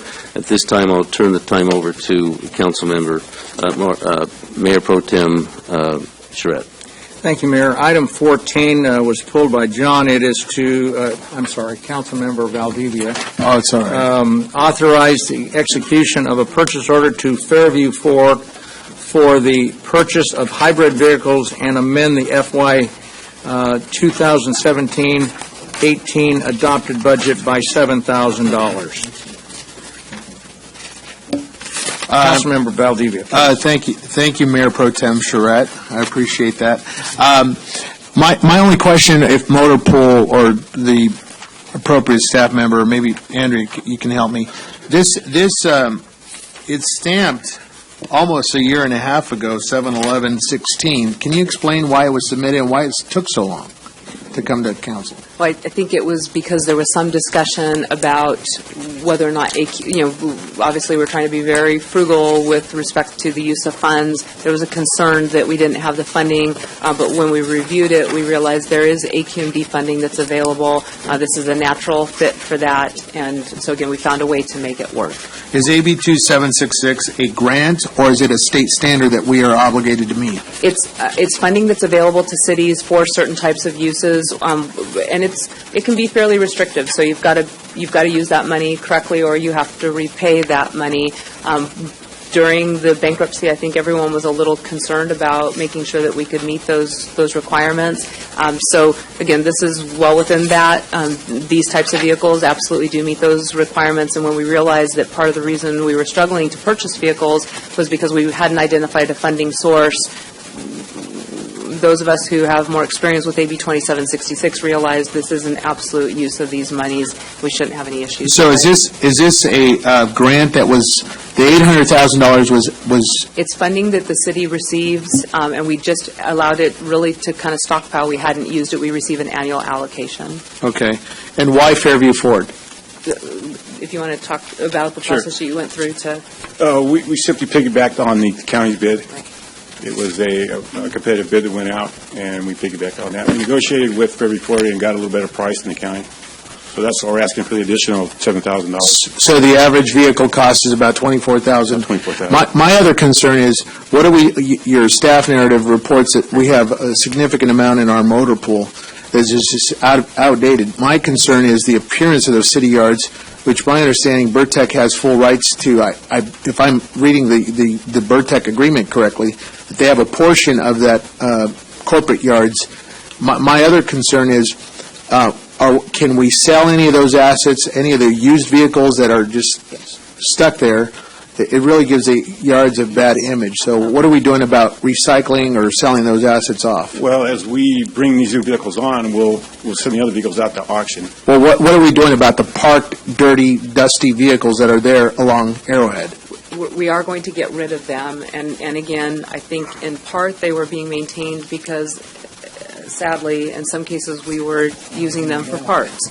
So once we know that we have a good fleet, then Rick is going to send all those out to auction and make sure that everything that we're maintaining is something that we're currently using and is not allowed just to sit and you're right, collect dust and become a blight for the neighborhood. About 24,000. Was there another option? What are comparables to the C-Max with Chevy or a GM product? The Prius. A Prius? Did And we we contact Toyota of San Bernardino? Go ahead but we've had some Priuses, and so we've had some maintenance issues. And the price of the Prius is a lot more, so we would have got fewer vehicles for the price. And the C-Max is a little bit more comfortable vehicle to drive. I don't know if you've ridden a Prius, but it's pretty compact. A person my size can't get in and out easily. Does Chevy produce a hybrid that would qualify for AB 2766 funding? I'm sure they do. What model do you remember? Is it like a Cruze or a Malibu hybrid? Maybe like a Cruze. I'm not sure, to be honest with you. Thank you. Well, it was the Volt. They discontinued the Volt, though. Yeah, the Volt was discontinued. Those are super high, expensive. Yeah. And I think they discontinued them, didn't Volts they? have been The Volt? discontinued. Yeah. It was a point of cost for them. Yeah. Yeah. So again, we tried to get, we have not replaced vehicles generally in a long time other than with the police department, and even that we've been behind on. So we really tried to get the most number of cars for the best price. And final question, so 100% of this funding is from the state, it's not coming out of our general fund? Is that right? That's correct. Okay, thank you. Comments? And I am going to make one other comment. We're spending a lot of time downtime because our vehicles and equipment is just so bad. So, yeah. Did you Move it? We have a motion. Do we have a second? Henry?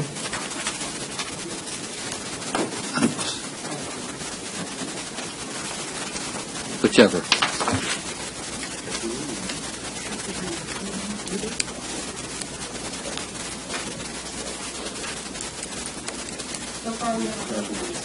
Oh, no. I voted. Okay. It's tired, it wants to go home.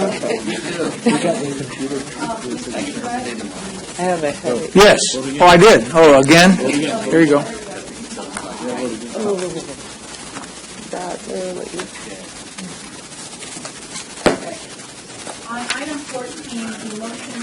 Sorry.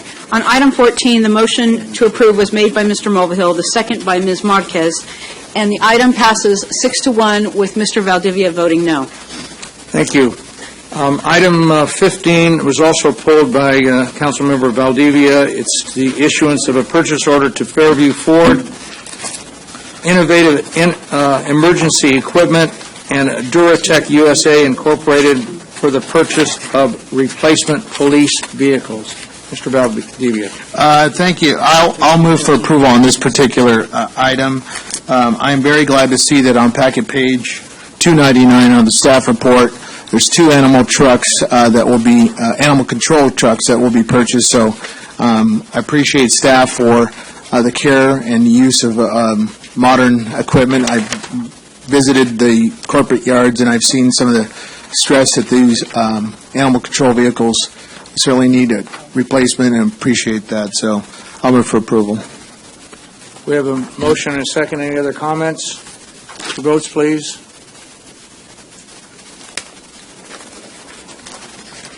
On item 15, the motion to approve was made by Mr. Valdivia, the second by Mr. Mulvihill, and the item passes 7-0. Yeah, I would just like to, I think I can offer maybe a little bit of insight to a question that was asked on the last item as well, and that had to do with the number of excess vehicles that were at the yards. A number of those vehicles are retired police cars. And in this particular item, you'll see there is a tear-down cost for 55 of those vehicles. The problem we had is we had a backload of all those old black and whites, and we used to use the county as a vendor to do that. They've been so backed up on their workload, they simply could not get to it. We can't dispo it until we take the equipment out of it. That's part of what this item is as well. So after this is done, at least a significant portion of those should move through the process. What happens to that old equipment? Do we dispose of it, destroy it, or what happens to it? Well, the police equipment is taken out, what can be recycled. When we were using the original, or the traditional Crown Victoria for so many years, a lot of that equipment got recycled. With the new cars now, we can still use the radios. They're being rebuilt and then can be used. The MDTs are really old, but I think we still maintain them until they can be properly disposed. The cages and that type of stuff, for the most part, are disposed through the regular city process that finance handles.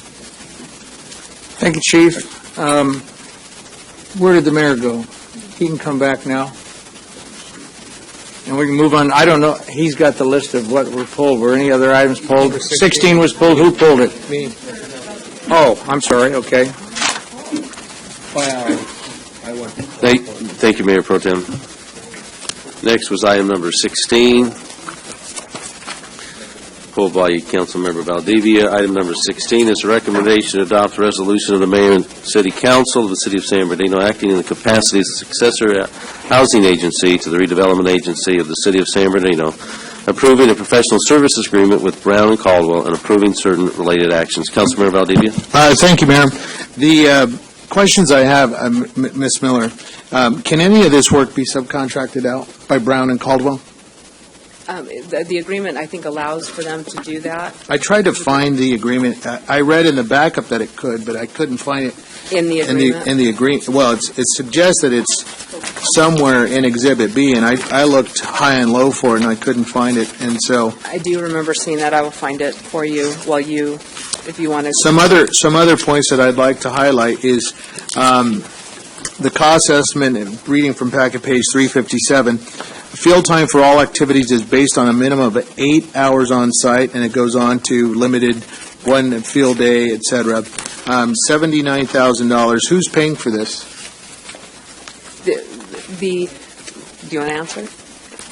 The agreement would allow, and I was looking for your subcontracting one, so if I'm not answering your question directly, then tell me. Sure. But the agreement is inclusive, so we would be paying them this funding. Unfortunately, we are dealing with an extended time period. It's our understanding that the state issued a notice a closure notice to us some time ago.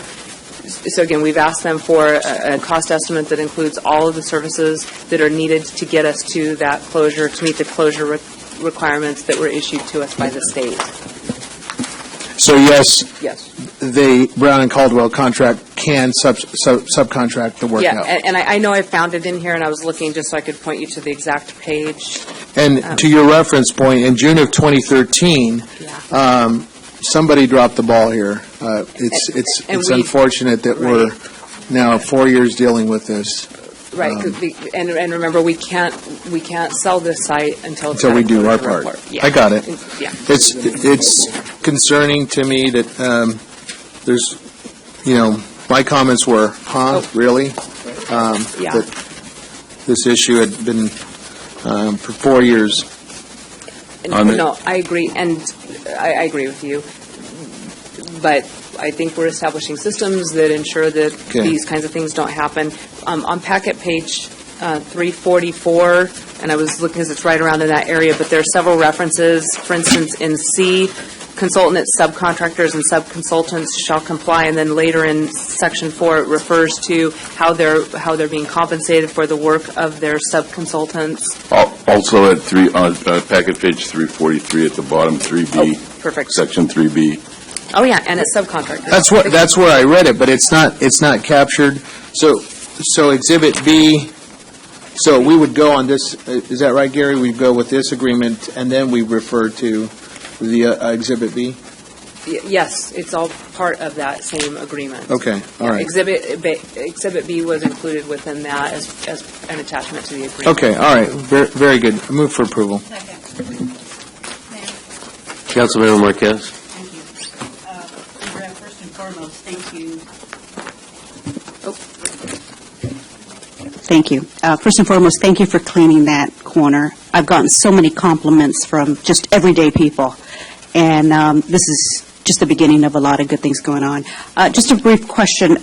Just from reading the backup material, we've already used Brown and Caldwell previously, and that's why we're sticking with them, because they're familiar with the project. They're familiar, and again, now Move now forward. we've had a 4-year notice from the state, so we were trying to find someone who was already familiar with the site, familiar with the issues that Right. were on the site, and then could really begin to do this work as quickly as possible. They didn't Hit the have ground running. Okay, thank you. No further discussion? Okay. No. On item 16, the motion to approve was made by Mr. Valdivia, the second by Ms. Marquez, and the item passes 7-0.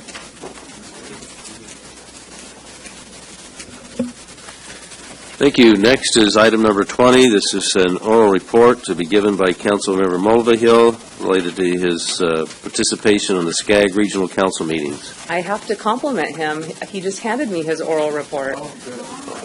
I think you're getting one, too. He gets an A for the day. Gold star. Now, I've done this before, so. I move that we receive and accept it. No. Just a couple of comments. The main focus of the. Why didn't you get this to us earlier, Jim? Really? Let's let Councilmember Mulvihill speak. This constant harassment,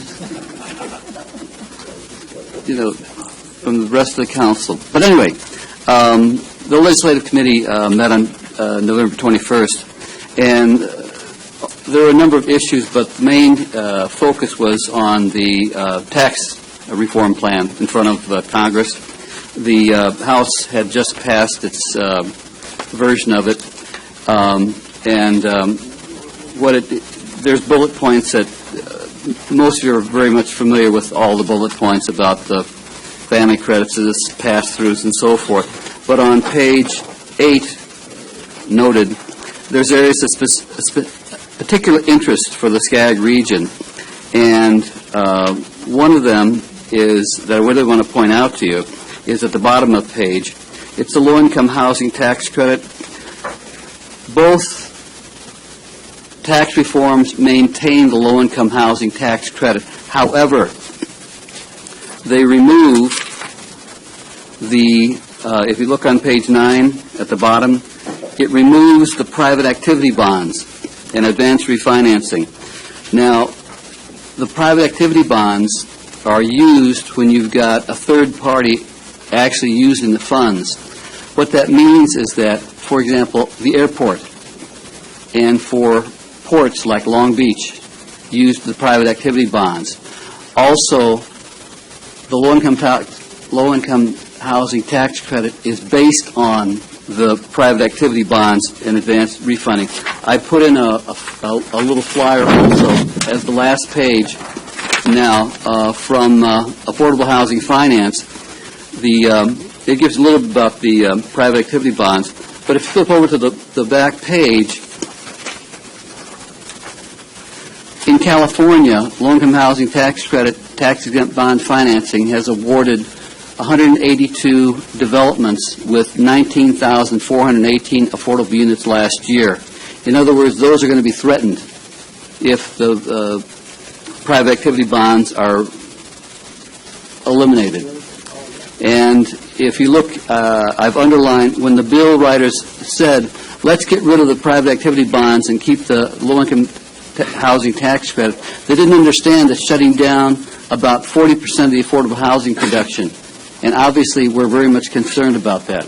There was an article on the 25th in the LA Times, and just let me read you a couple of quotes. The president of the California Housing Partnership estimated that removing the private activity bonds will eliminate essentially 20,000 units of affordable housing annually in the state. So, again, you can pretty much read the rest of it. It's I think everything else has been pretty commonly talked about in the news and so forth, but I haven't heard nothing about the private activity bonds. And again, I was going to check with Mike Burrows to see if we have any at the airport. That's what it's used for. It's infrastructure like airports, harbor facilities, and affordable housing. And again, the report from the LA Times does not make things sound good. Thank you. And Mr. Mayor, just to add on that could affect our projects like Waterman Gardens and some of the things that we're attempting to do in revitalizing areas of our community. So, because it's mentioned here, Waterman Gardens is now being based on the 4% low-income housing tax credit, and the private activity bonds, if we eliminate those, threatens that. Thank you. Any questions for Councilmember Mulvihill? Thank you, Councilmember. Mr. Mayor? Yes. If the council is concerned that this could affect projects in San Bernardino, we could write a letter to our legislator on behalf of the council if you'd like me to send something expressing our concerns. That'd be fine, but what a waste of time in California. Yeah. Well, no, I was going to send it. Then you pay me per. You get all this for. It doesn't hurt. I'd support it. Sure. Council Mulvihill, did you want to put that forward as a request that the city put forward a letter supporting not reversing the tax reform, but taking out, or at least recognizing the issues that eliminating the private activity bonds will create. So at least we're on record. Exactly. Yeah. And what about the other ones, the SALT, state and local income tax, and the... Yeah, that almost seems as though Congress is aiming at California and New Jersey for that. They're purposely doing that. But we could, I would much prefer to focus in on an important issue like affordable housing. But I think Congress is obviously earmarking California for elimination of the state and local taxes. So you don't want to make a sentiment? No, I'd rather focus on from my point of view, the really important issue is the affordable housing. Does anybody have an alternative? Well, just whatever Andrea thinks is appropriate. Mayor, just a point of clarification, sir. Councilman Valdivia. Thank you, sir. Mr. Mulvihill, you're suggesting that just the PABS component from my point we address. Okay, that's fine. Yeah, I'd rather focus in on that, from my point of view, is really critical, particularly in San Bernardino. For housing. Yeah. All right. Very good. City Manager, you have enough direction? I do. You don't want me to take aim at the fact that they're trying to change, and I'm fine with that. I mean, we will certainly send the letter because we do recognize it affects, but do keep in mind whether it's this action or not, we have got to make sure that the state as a whole and the federal government recognize that we provide vital services to our community, and they make it very, very difficult every day to do that when most of the tax money that's generated goes to the federal and state governments. So again, we'll focus on this issue now, but we do have to be mindful, and we'll try to bring other things like that before you when we see those potential impediments to us being able to provide services. And there has been quite a bit of talk related to the salt and pulling that out of the legislation. But again, you didn't hear anything about the private activity bond, and that's what bothers me. Right. Because that affects across the country affordable housing, particularly places like California and Maryland and so forth. And I think we'd have a lot more support if people recognize that, because I've heard nothing about it. Councilman Nichol?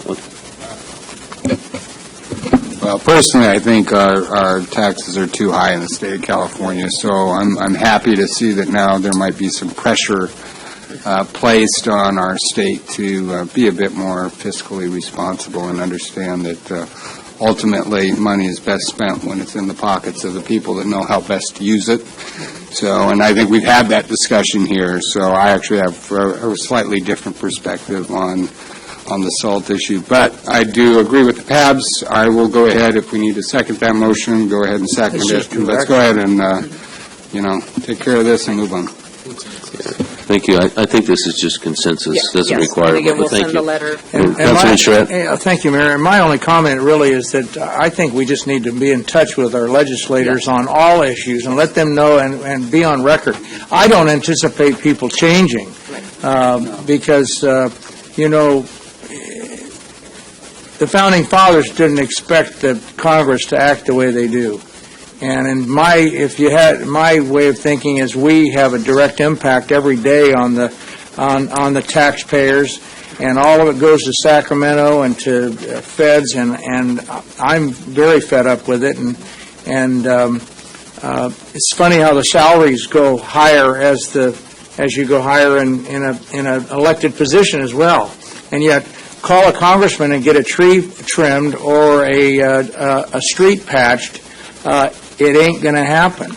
And we've got to, as citizens and as local bodies, stand up to our legislators, both at the state and the federal level. And so I support sending a letter that's appropriate that covers any of the topics that seem to be appropriate. So I trust your judgment on that, Andrea. I would just make one comment. I do think that our Founding Fathers did recognize the risk, and so I think they did anticipate some of the problems that we'd be facing, and so they built into it some of those precautions and some of those protections. 50-year terms in Congress. He's so cynical. Any other discussion?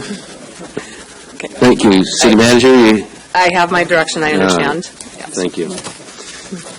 Next is item 21. This is to adopt a resolution authorizing the mayor on behalf of the mayor and city council of the city of San Bernardino to send a letter in support of H.R. 497 and Senate Bill 357 to members of Congress. Move for approval. We just talked about it. We have a motion. We have a second. I'll second. All right, thank you. This will help to give support for a land swap between the San Bernardino Valley Water Conservation District and the Bureau of Land Management. Yes. No further discussion. Please cast your votes.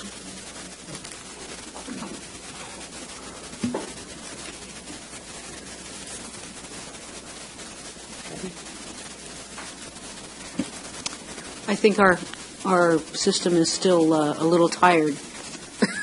So I will be taking a... Yes, I have, there we go. I just need Mr. Nichols and Mr. Mulvihill's vote. Yes. All right. And Mr. Mulvihill? It was there and then it went away. I don't know. Thank you very much.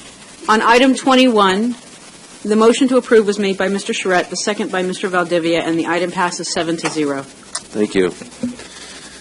Next is a public hearing. This public hearing is now open. It's to adopt a resolution of the Mayor and City Council of the City of San Bernardino authorizing an amendment to the 2015 and 2019 fiscal year budget of the United States Department of Housing and Urban Development, Consolidated Plans, Citizen Participation Plan, and dissolving the Community Development Citizens Advisory Committee. For those who have put forward speaking slips, if you'll please stand to be sworn in.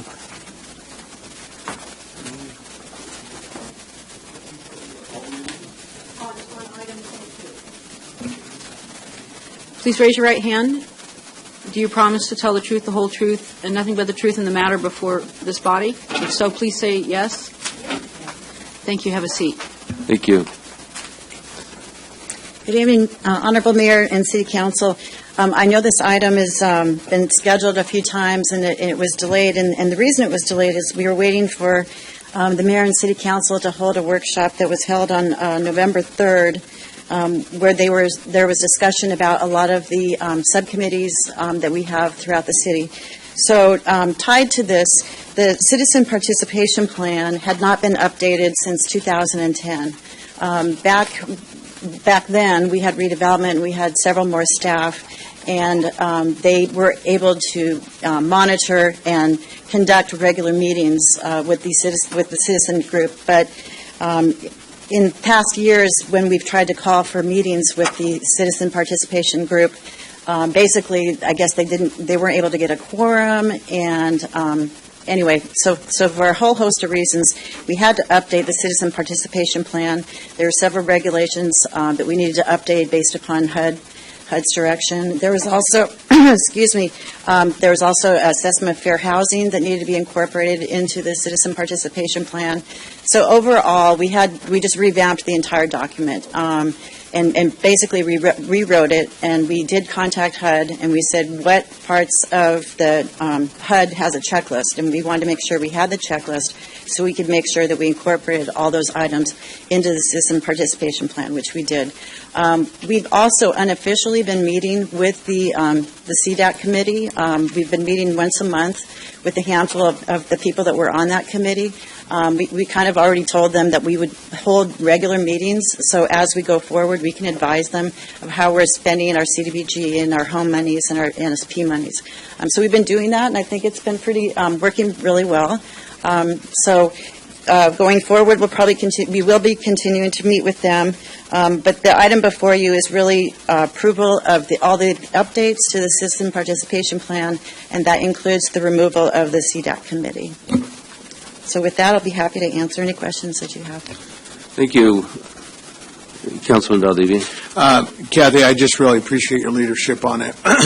This solves a committee kind of a log jam, I feel, and so it provides clarity for all parties involved, and we appreciate your leadership, and Diane Cotto and others on CDBG. So without further delay, I'll move for approval on it.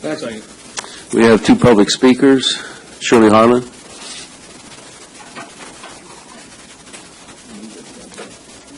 Sorry.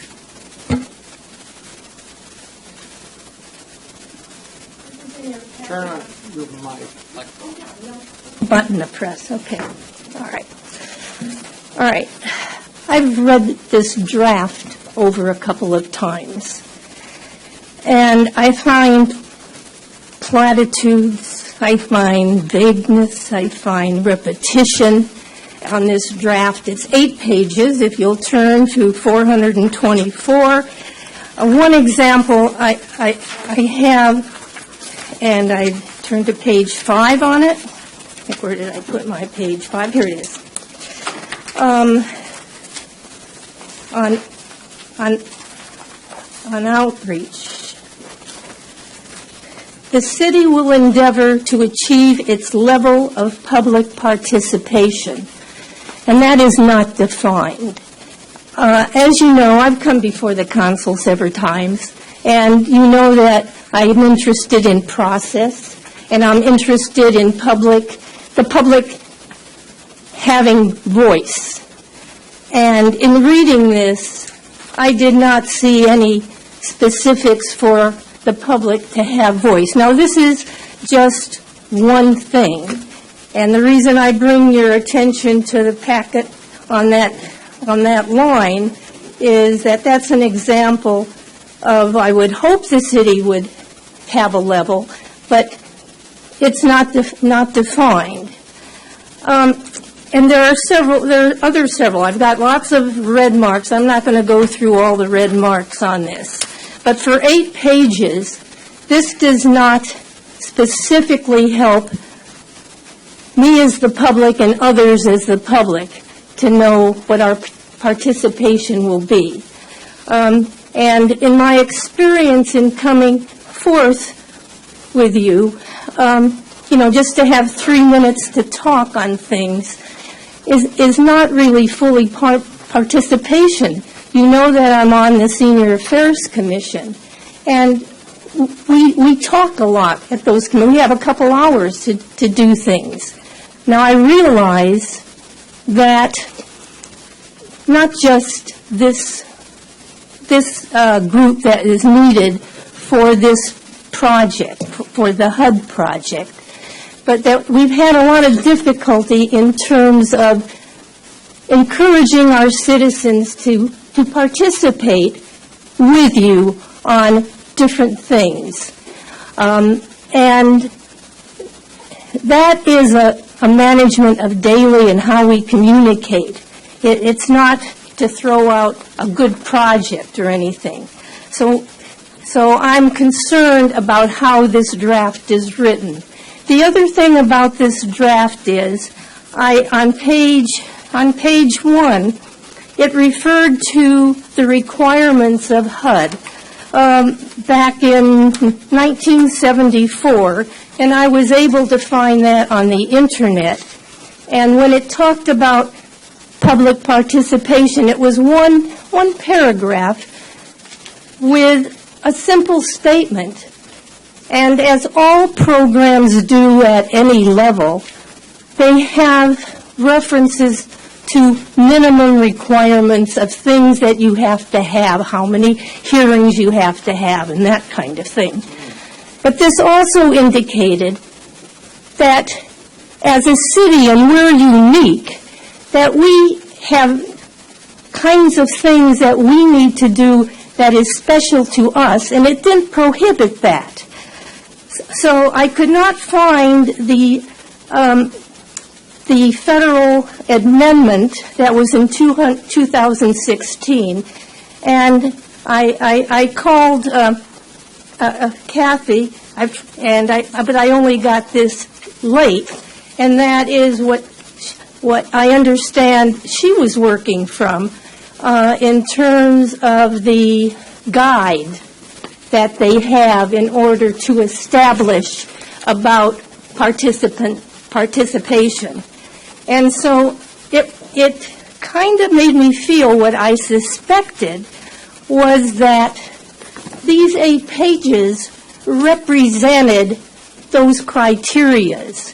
I did not see anything in this draft that gave me any, as a public person in this city, the participation that went into this draft for the city of San Bernardino.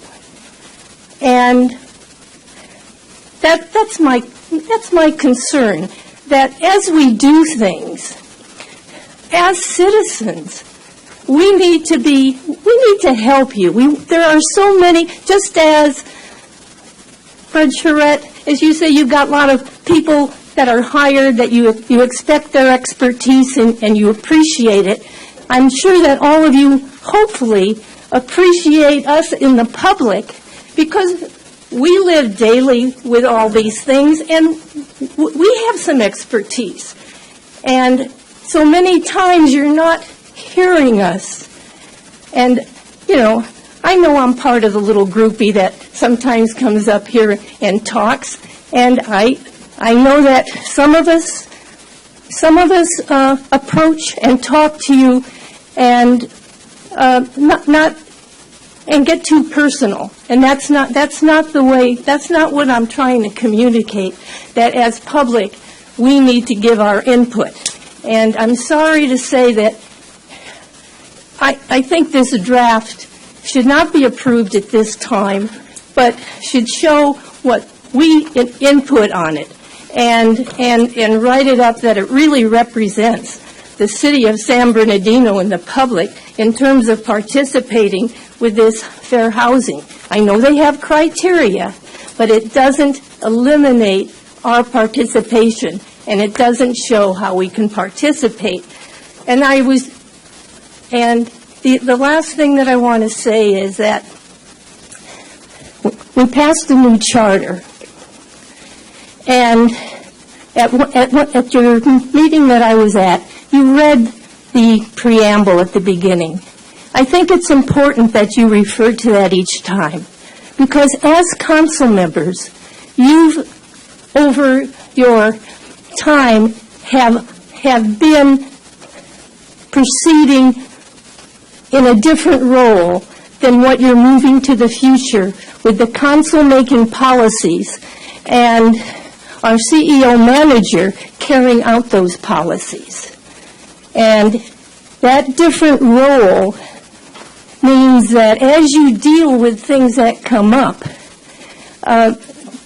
it's not going to be the same. And I see sometimes you're struggling with that. Now, I was at the meeting that you talk about in terms of the committees and the commissions. And I will tell you, I didn't get a chance to speak at that time, but it relates to this issue. When you are considering, for example, combining the Senior Affairs Commission, the Parks and Recreation Committee, and the Arts Commission. And that's what gets me thinking very carefully in terms of what your roles are with the new charter and what you have had before.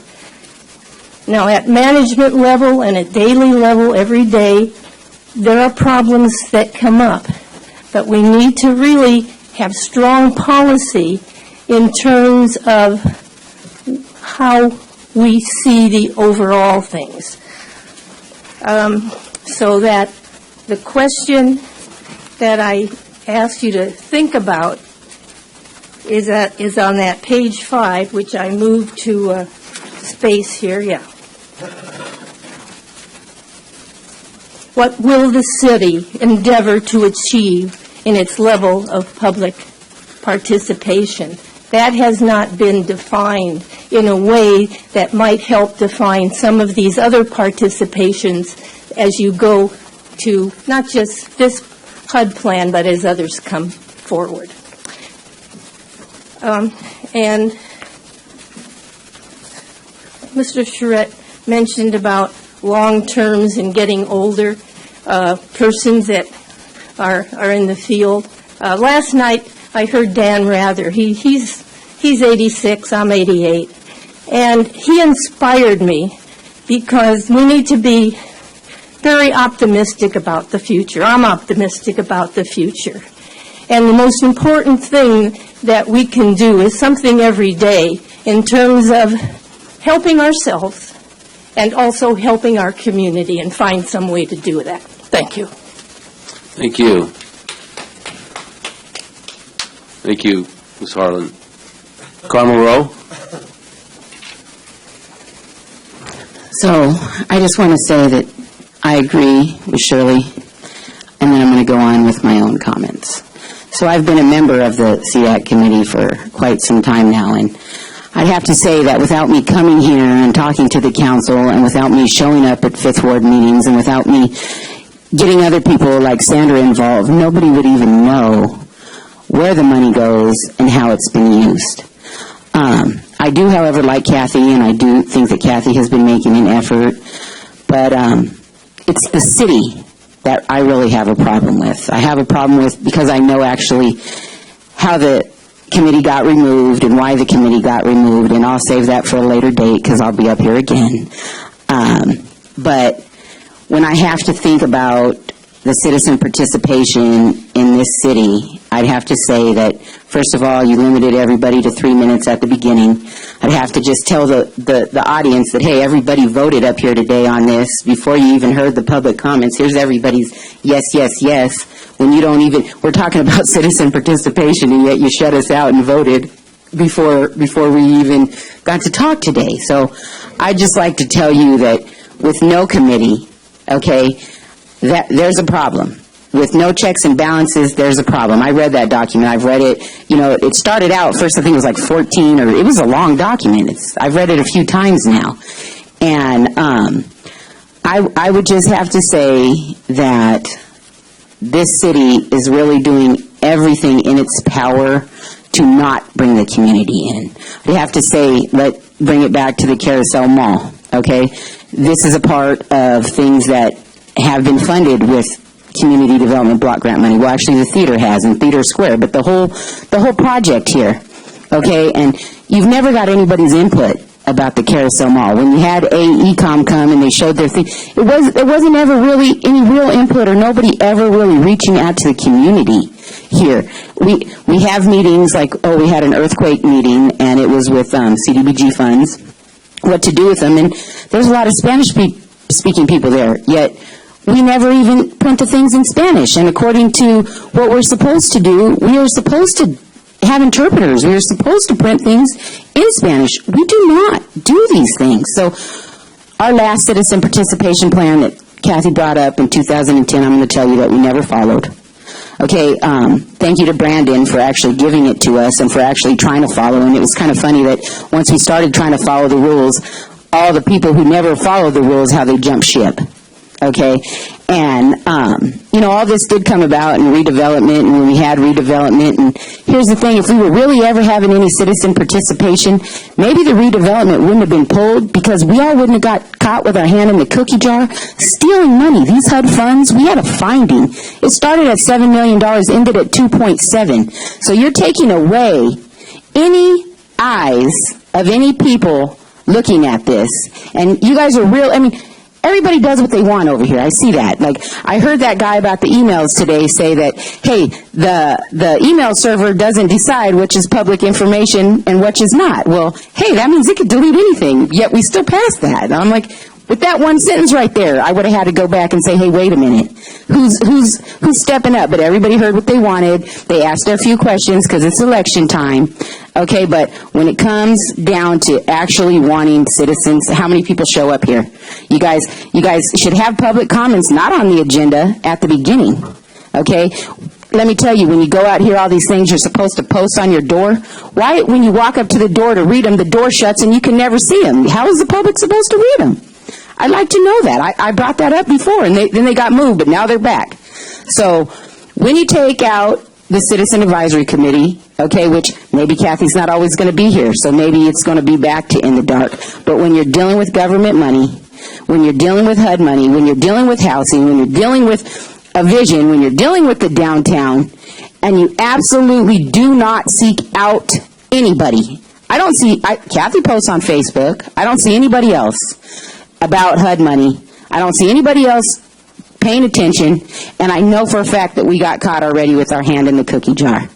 Okay, so all these years, if we had ever been using our commissions properly, if we had been using the people and using the people's voice, I guarantee you that we would have and be a different city. We would not have the homeless and the population that we have out there, because all this money could have taken care of it.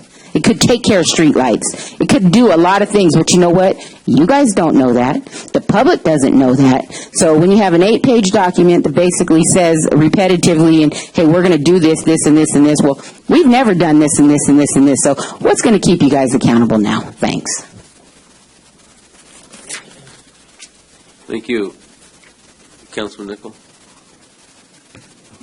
Yeah, well, first, I want to thank staff, and I want to thank the public. I think this was a good discussion this evening, and I think this is, more or less the intention of the public participation process is to provide an opportunity to have this conversation. And I just want to thank the residents, the citizens, Ms. Rowe, and your your colleagues, I think you've done a really good job getting this elevated to the point where it is now. And I think that you're absolutely right. I think that ultimately citizen participation is about holding us, the policymakers, accountable to ensure that we spend money in a way that is responsible and reflective of what the needs of this particular community are, particularly those residents that are affected in those communities that are eligible for CDBG funding. So I just want to thank you for that. And I actually, reading through this, I did read through it over the weekend.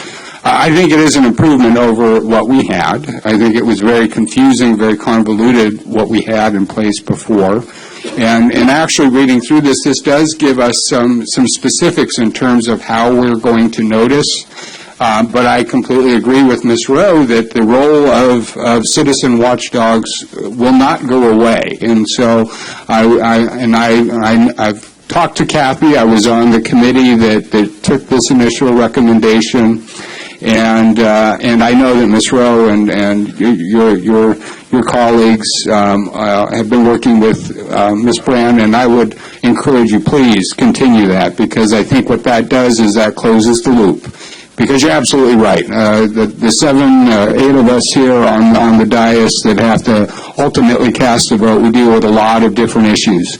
But when it comes to CDBG, ultimately we have to be accountable to the community that really needs these funds, and we need to ensure those funds are really used wisely. So reading through this, there can always be improvements. Don't get me wrong, no policy is perfect, and we can always spend time refining this. In fact, this is yet another revision of an existing policy. So, certainly as time goes by, please bring those comments to us, and if we need to improve the process, please let us know.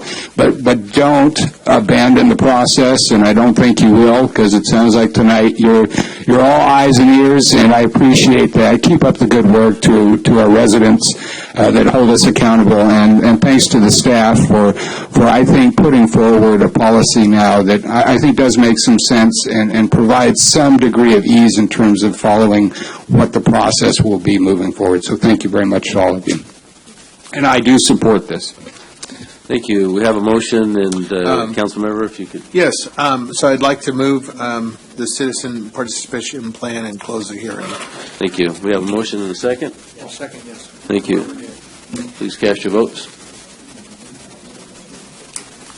Okay, a voice vote. Ms. Marquez? Yes. Mr. Barrios? Yes. Mr. Valdivia? Yes. Mr. Charette? Yes.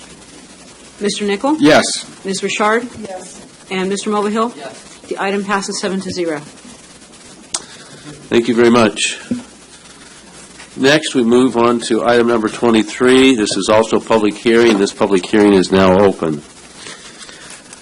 Item 23A is to introduce the first reading of an ordinance of the Mayor and City Council of the City of San Bernardino approving General Plan Amendment 16-09 and Development Code Amendment, Zoning Map Amendment 16-11 to change the general plan land use designations in zoning districts of an area containing approximately 62.02 acres, and adopt a resolution of the Mayor and City Council of the City of San Bernardino approving subdivision 16-8, tentative parcel map 19-814, to consolidate 6 parcels containing approximately 16.02 acres into 2 parcels, and development permit type D 16-26 to allow the development, establishment, and operation of an industrial high-cube logistics warehouse building containing approximately 1,065,000 square feet, the Alliance California Gateway South Building 4 project, and schedule the second reading of the above ordinance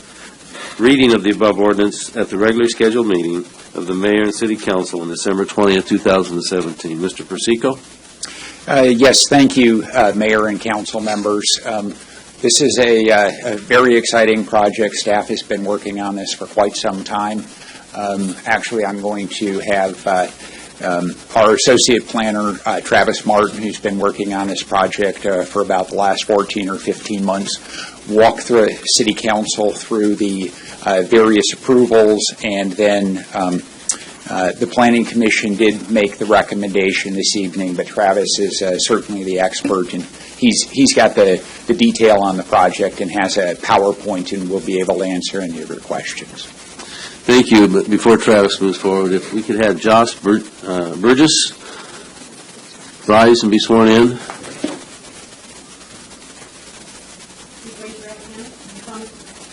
Do you promise to tell the truth, the whole truth, and nothing but the truth in the matter before this body? If so, please say I do. Thank you. Have a seat. Thank you.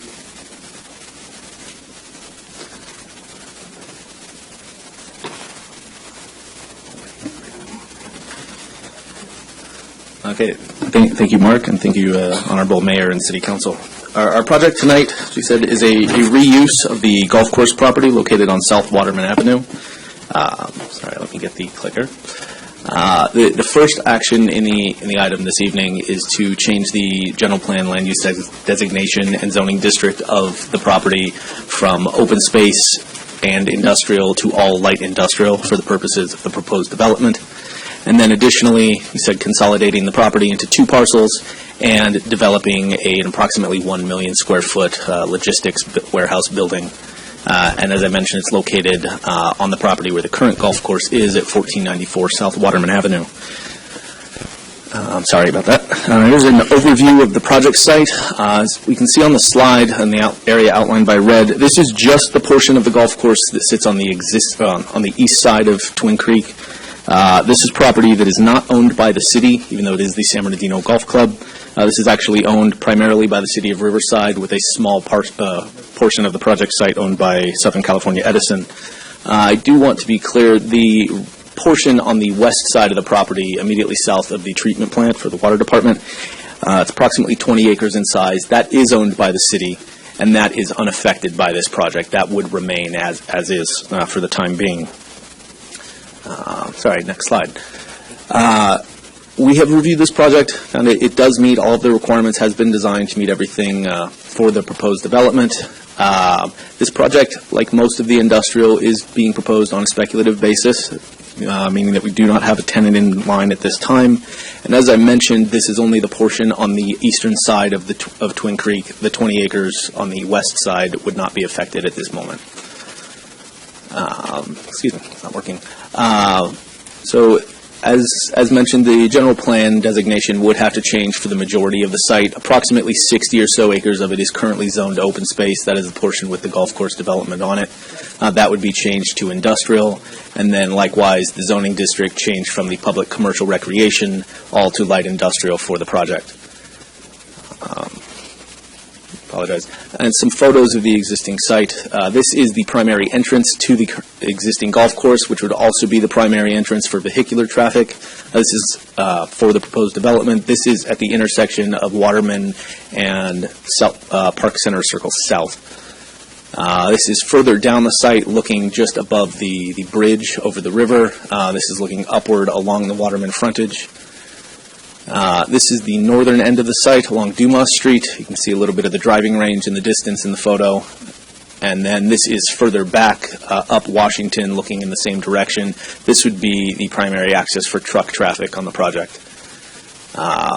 The overall site plan says one single building, approximately 1 million square feet in size, offices and vehicular parking located fronting Waterman Avenue, truck parking on the north and south ends away from the street. And then, as I mentioned, the access for truck traffic would specifically be only from the northern portion of the site going up Washington Avenue to Orange Show. There are currently 2 options proposed. This is due to some land acquisition that the applicant is still finalizing. Both of these options have been looked at by our department, and conditions provided for both, depending on how the alignment works out in its final form. And then proposed elevations on the project. You can see nice articulation, color changes at the corners of the building where the offices are located, and some nice variation for what would be visible along Waterman Avenue. As far as off-site improvements go on the project, there is the standard improvements that the applicant would have to make along Waterman Avenue for the frontage of the project, would be from the northern end of the site all the way down to the bridge over Santa Ana. That would include the curb, gutter, sidewalk, and any necessary dedication. Along Washington, there would be some widening done there, and then there would be curb and gutter improvements done along Washington going from Dumas, where the entrance to the project site would be, up to Orange Show. That would be for the truck traffic, and then the offsite, or the curb and gutter improvements for drainage purposes.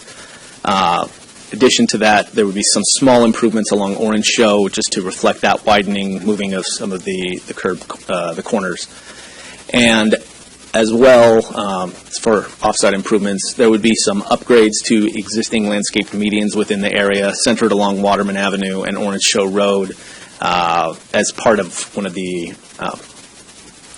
conditions for the project. The developer would establish a landscape maintenance district to replant, ensure proper irrigation, and then maintain those as kind of an improvement in the general area.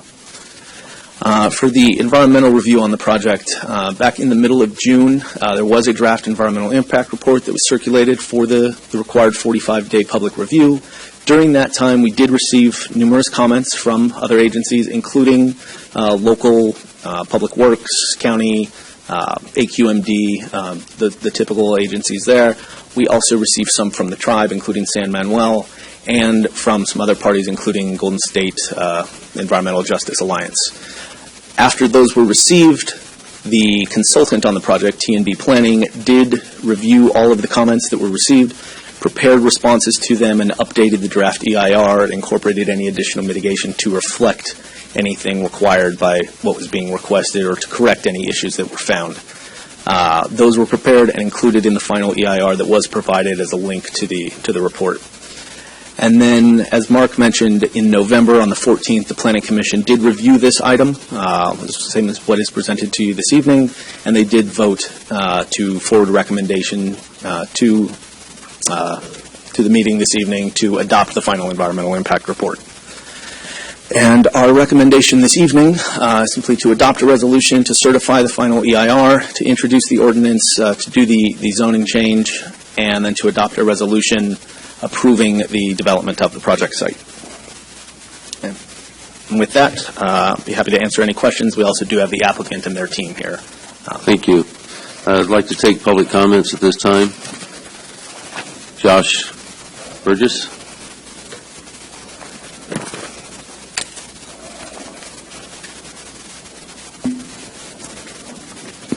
Good evening, Josh Bourgeois, the Golden State Environmental and Social Justice Alliance. And as was mentioned earlier, we did issue or write a comment letter for the draft environmental impact report. And I won't take too much time by reiterating the things we already said in our letter.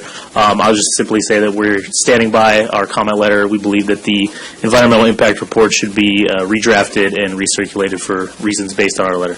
And with that, I'm good. So thank you for your time. Thank you. Councilmember Valdivia. Thank you.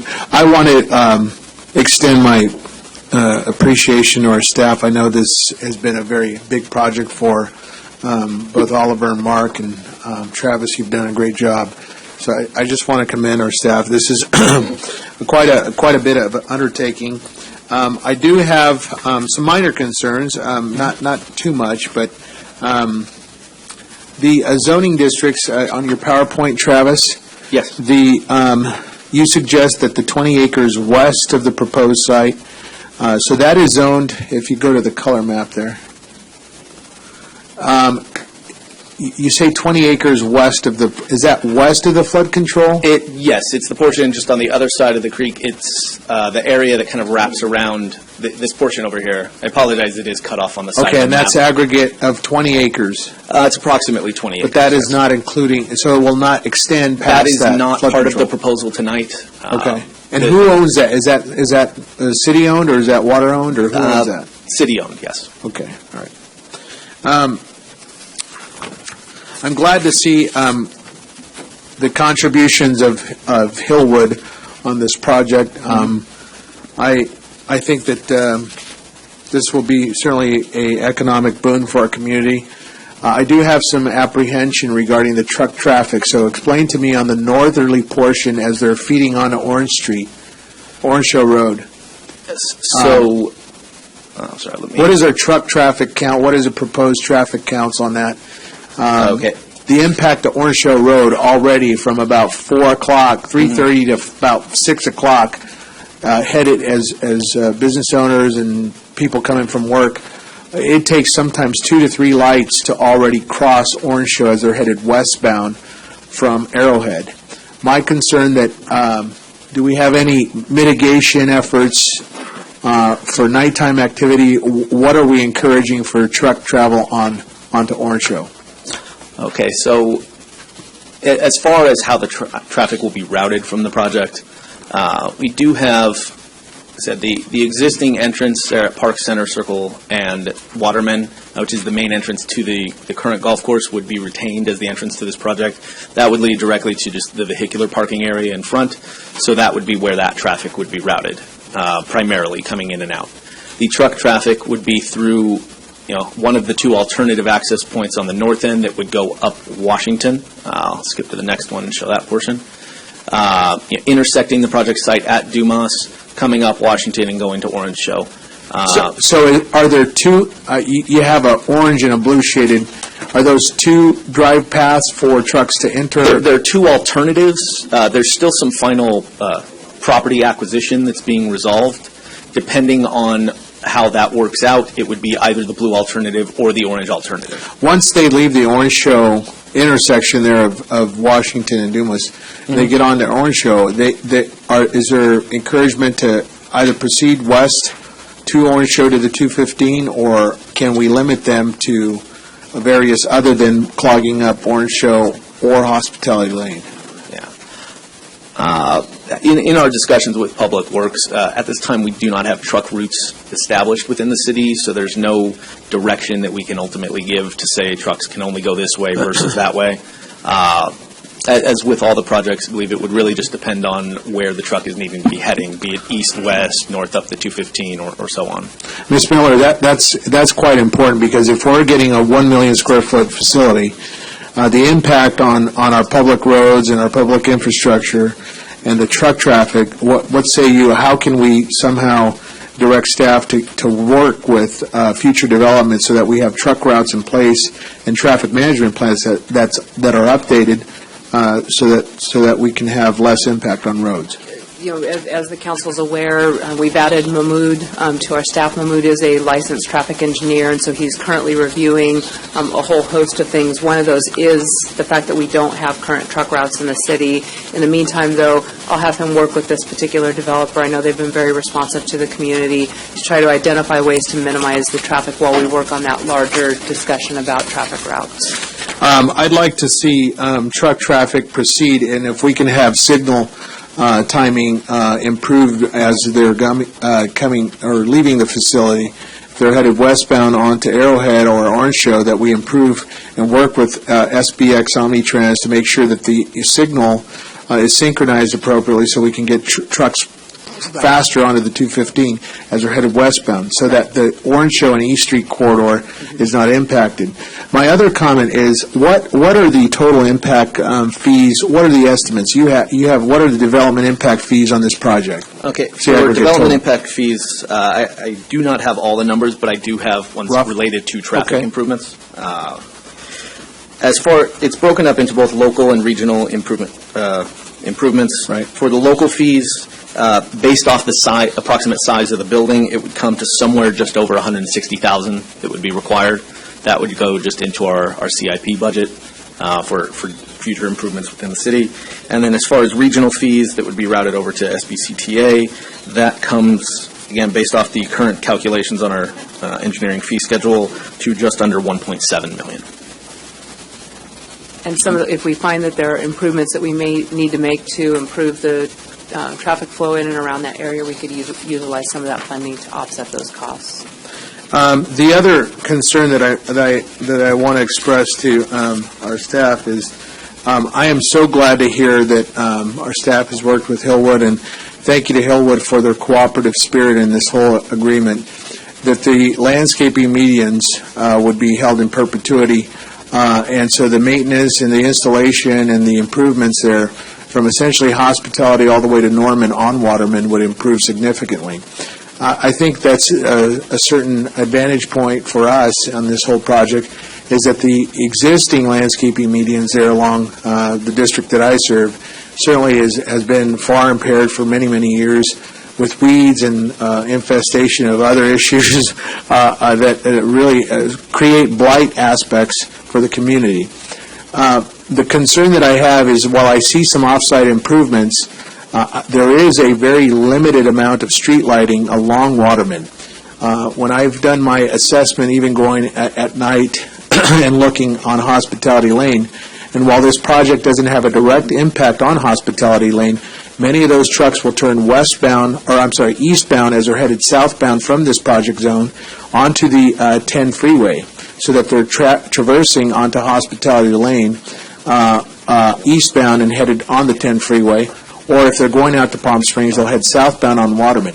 So I think that the investment from Hillwoods, we appreciate that, we thank you for it, but I'd like to see additional streetlight installation along Waterman, just north of Vanderbilt, all the way to the project zone, whatever the law requires.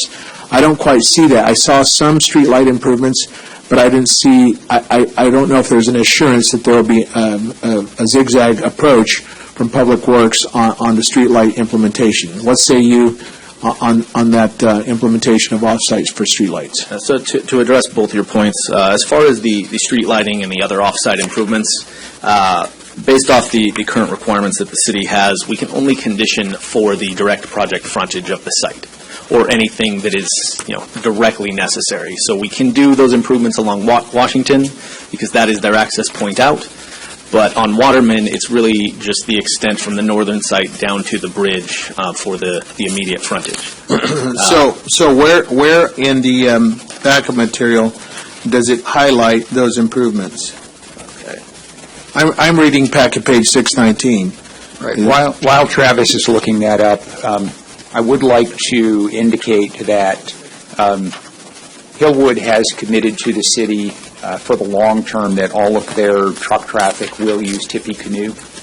So trucks that do access Orange Show Road won't turn on Waterman, which is the first intersection. They will proceed to Tippecanoe, and I think everybody realizes the tremendous work that's been done to improve Tippecanoe with the new off-ramp and all of the changes. So they are conditioned to do improvements along their frontage on Waterman, but the truck traffic will be directed to Tippecanoe. So they'll proceed northbound on Dumas and exit east and head to Tippecanoe, is that right? Yes, as Mark has mentioned, Hillwood has made a commitment to the city for all of the projects that they've done, that they will not be routing truck traffic along Hospitality at all. So any of the projects, as you mentioned, that would need to head westbound along the 10 would be routed around over to Tippecanoe and access the freeway from there. Ultimately, I see that Tippecanoe and Mountain View, with the extension of the prolonged projected SBCTA and IVDA improvements in the next 5 to 7 years, that the expansion of the off-ramp at the 10 in Mountain View, and double lanes, north and southbound lanes emanating from Tippecanoe, the Amazon headquarters, would allow for more truck traffic, and so I'm very fond of that project and salute their efforts. Yes. Oh, no, sorry. Well, I just want to make sure that we have the sidewalks, that entire corridor from Circle Way or whatever the street, is it Park Center? Yes. Park Center, all the way southbound to Vanderbilt. There is very little amount of sidewalk, and so my concern is for pedestrian short of the bridge, right? Just north of it and south of it, it's dirt, and so is the area going to be improved with pedestrian walkways?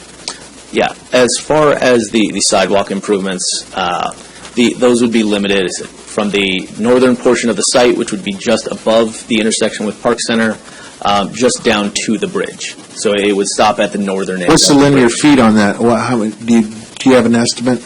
I apologize, I don't have an exact distance on that.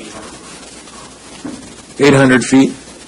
Someone say? I think that John said. John Magnus? All right. Well, these are some. I'll move for approval on this. It's just I have some questions from the district that I represent. The final question is regarding the green space. the green space and the recreational space.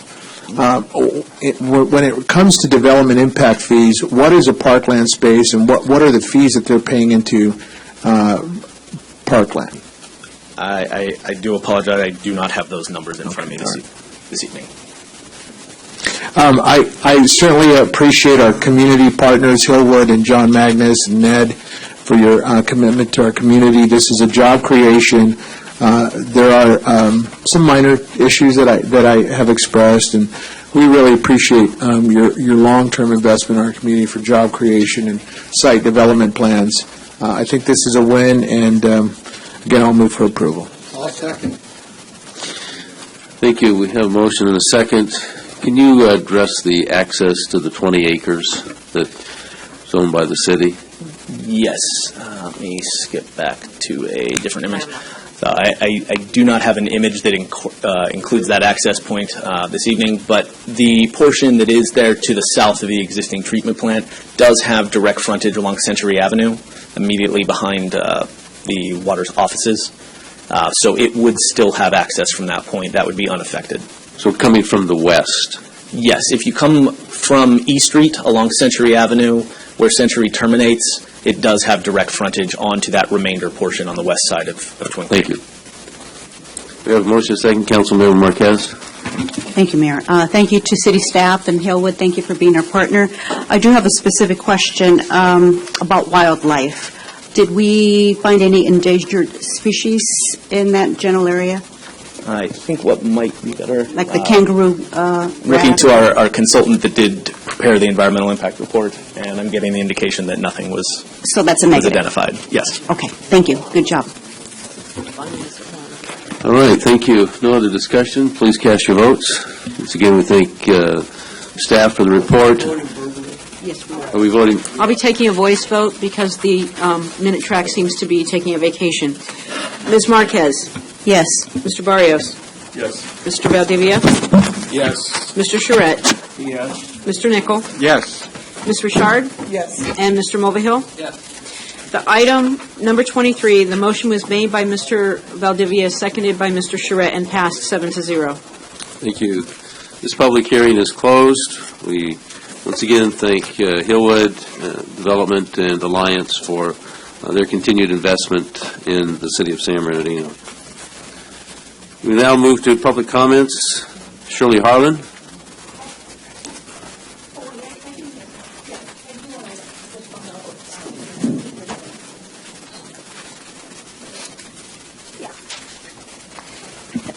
Since I'm here tonight, I want yourselves and the public to remember that the Ollie McDonald Show is going to be in April, and the auditions to perform start Friday. So if you'll contact the Senior Center at Paris Hill or at 5th Street, if you sing, dance, or want to perform and you're over the age of 50, get in there and audition. It's you have rehearsals, and it's a fun time when the final show is on and you're on the stage. And I'm sure that we have many, many performers in the city of San Bernardino that need to share their talent with the rest. And it'll be at the Sturgis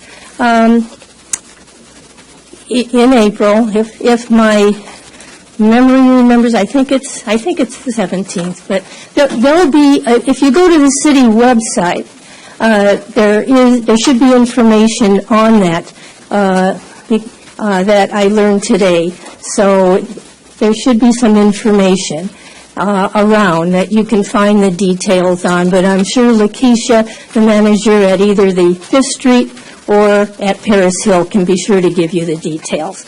So as a member of the Senior Affairs Commission, I was here tonight, and on behalf of them, I'm giving everyone that information. Thank you. Thank you.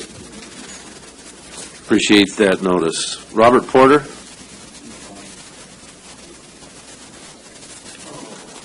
Juan Marcos.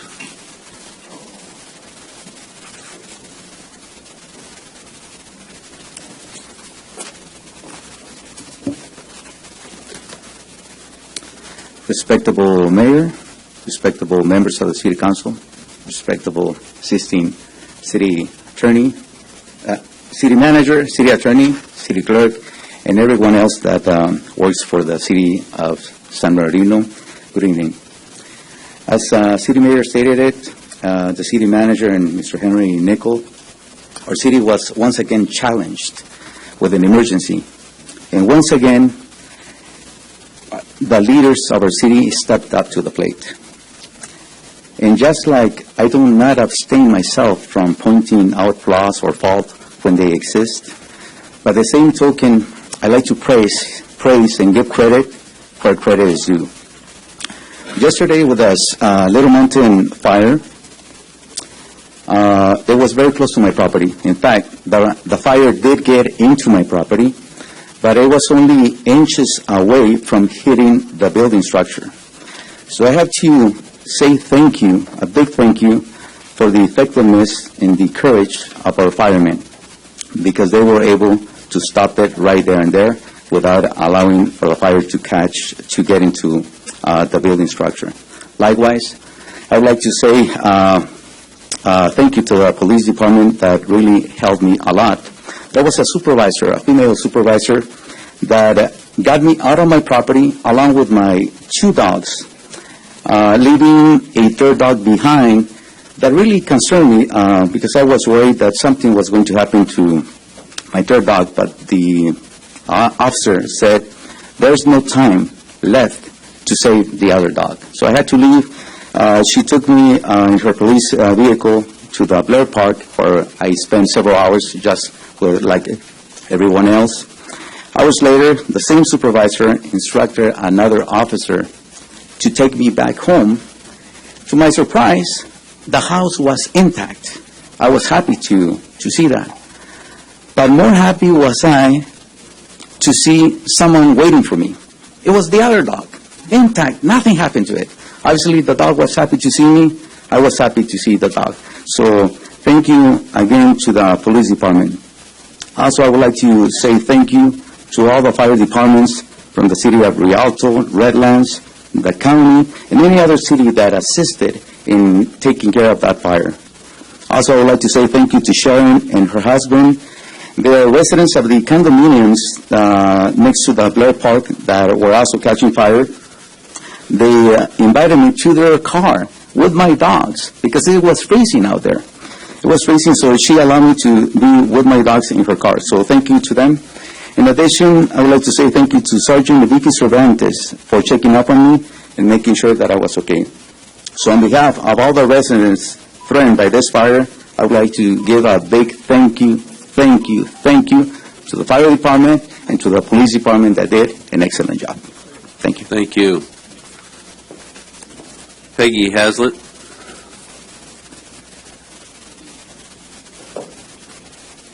Good evening, Mayor, Council members. Peggy Hazlett, 2934 West Garfield Street, City of San Bernardino. I'm here also to thank not only the mayor but also Councilmember Henry Nickel. It's rare that as a former city employee who has listened to many people come up for a public comment that I find myself before you today on a personal note. And we've heard a lot tonight about the roles of neighbors, the roles of constituents in our community. And for somebody who's been within the city for, my past, worked here for over 15 years, I know the system. I know what needs to be done. And when my last child headed off to UCLA, and I found myself in a large 5-bedroom home in the North End, interfacing with the mountains and the wildlife and everything, I chose to downsize. And instead of selling my house, my oldest daughter with her combined family said, we've got 4 kids, a baby on the way, we'll move in, because it's been a great neighborhood to raise our kids. She watched her brother and sister be raised. My older daughters went to all of our schools, so she wanted to come back to San Bernardino to raise her family here. So now my problem is we've looked at a lot of things. The Assistant Fire Chief talked about partnership. We've had partnership with a lot of our nonprofits in our community. But on November 26th, some of those partnerships created a problem in our community that I'm here to address with you tonight. And I know I don't have much time, so I'll go really fast. I told my neighbors that you need to report the issues that are happening that affect our quality of life. And that meant that what we call are the walkers, the homeless people who are living in the encampments in the north end of San Bernardino behind my home, the walkers, that when we started reporting the incidents of quality of life issues with broken-in cars and stealing out of our garages, the police department responded. They converged on the area, and what happened on November 26th, when my 7-year-old granddaughter and my 14-year-old step-granddaughter were walking our dog, one of their pit bulls attacked. Thankfully, it wasn't our children that were attacked, but it was our dog. And after several $100s, we're at the verge of not knowing whether or not we're going to have to put this pup down. The mayor went out and walked the property. He had the mistake of finding himself with me against a wall at a public event, so I apologize, Mayor. But you went out and you walked, and you're like, hey, I didn't see anything. I walked Sunday. I found 2 new encampments. And then on Sunday night, because they're in concert with each other, they talk to each other. So when I walked up on Sunday day, they walked out one other area. And then by Sunday night, my daughter sends me a picture at 11:30 at night of some of our nonprofits in a van at the end of our street, next to my house, unloading 8 new homeless people to walk back up there. It's not the problem of the police. It's not the problem of our city services. It's our nonprofits. You don't want them in your backyard, but now they're in my backyard. I thank God it wasn't my 7-year-old granddaughter or my 14-year-old step-granddaughter. And I thank God that they didn't have the smaller dogs. The hero in our family is Bosco, our 7-year-old pit bull. He held his own, but it took 4 grown men to get that dog off of our pup. And I'll tell you, I don't want to come before you and be emotional. I want to thank all of you for the work that you've done. But please, the mayor met with one of these homeless guys. They don't want our services. They don't want to separate from their animals. They're in concert with each other. PD has done an excellent job of eradicating them, but there's over 30 homeless people living in the foothills in the North End. And now my neighbors, we're all homeowners up there, are asking you, tell us what to do. Tell us how we can help you correct this. And again, I want to thank all of you. You did what you're supposed to do. Tell me now what I'm supposed to do to make this right. Thank you. Thank you. Edward Fisher. Good evening. My name is Edward Fischel. I am a business owner and building owner on 4th Street. I'm a probate elder law attorney with law offices there. It's in an older building. It's grandfathered in. It's without its own parking lot. It's facing 4th Street with 1-hour parking restrictions. Thanks to your council members voting a year and a half ago, I have now diagonal parking in front of the street, 4th Street, and a handicapped accessible ramp and railing in front of my building. And it's extremely helpful. It's helping me thrive.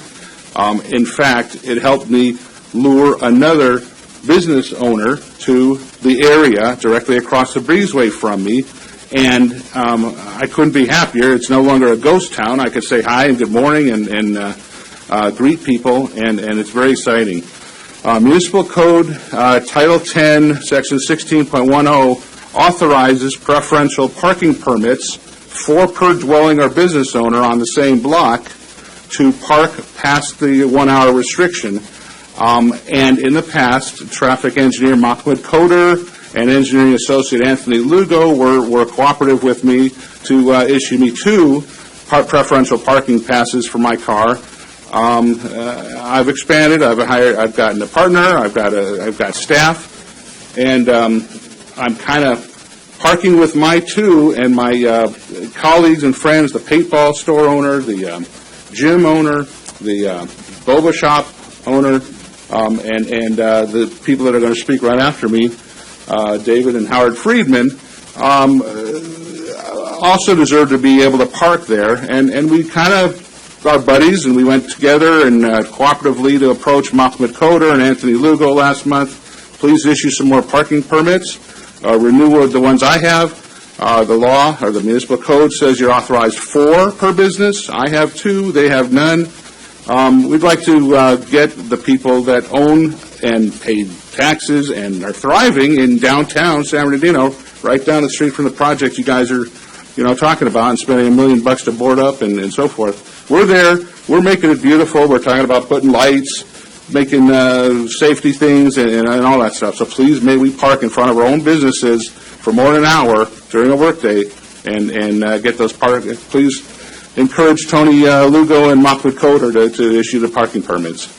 They've shut down. I don't know why, but they've ignored us and shut down. So that's all. Thank you very much to you. And thank you again for letting me thrive with that handicap and that parking diagonal stuff you did for me. Thank you.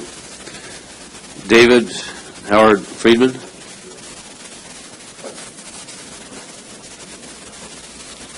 Thank you. We're the neighbors of Ed, and we appreciate everything that the council and the mayor and the staff are doing to encourage business owners to pioneer downtown again. We all agree that we want a vibrant downtown, and while many businesses have left and buildings are empty, we're trying to open businesses, a fitness place, a graphic artist place. We're trying to open up a boba shop, try to get people to walk downtown and have a recreational drink. And parking is an issue. There's big buildings there with no parking. We can't. David got a ticket the other day. There's 2-hour parking there, and we're trying to open and run businesses, and we just can't park in front of our own buildings. So we're going to be here a lot because we want to be partners in downtown. We want to help make it vibrant and grow and be safe and have a great place for people to go there and enjoy. And so right now I'm asking for something simple. I'm repeating what Ed says. All we want is a few parking permits so we can park.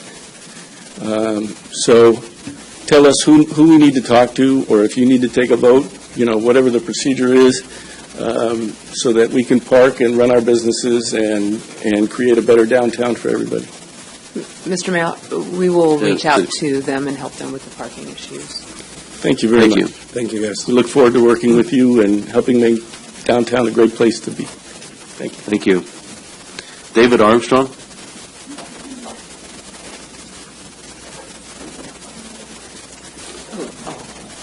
And Mrs. Negretti.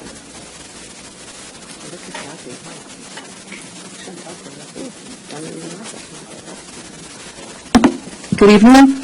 I was here a few weeks ago to address a concern, and I just want to make sure that there's credit where credit is due. Thank you so much. The noise nuisance regarding the SBS speakers pretty much stopped, I believe, the next day. So thank you very much. I appreciate that, and I know you're working on the other concerns, which we greatly appreciate. Someone's alarm was going off, so that's what I stepped out to. But thank you for doing what you did, and thank you for taking care of it so quickly. Have a good night. Thank you. Councilman Valdivia. Just an inquiry to our city manager. Was that throughout the entire line? Through the entire line. I think some saw more immediate improvement than others.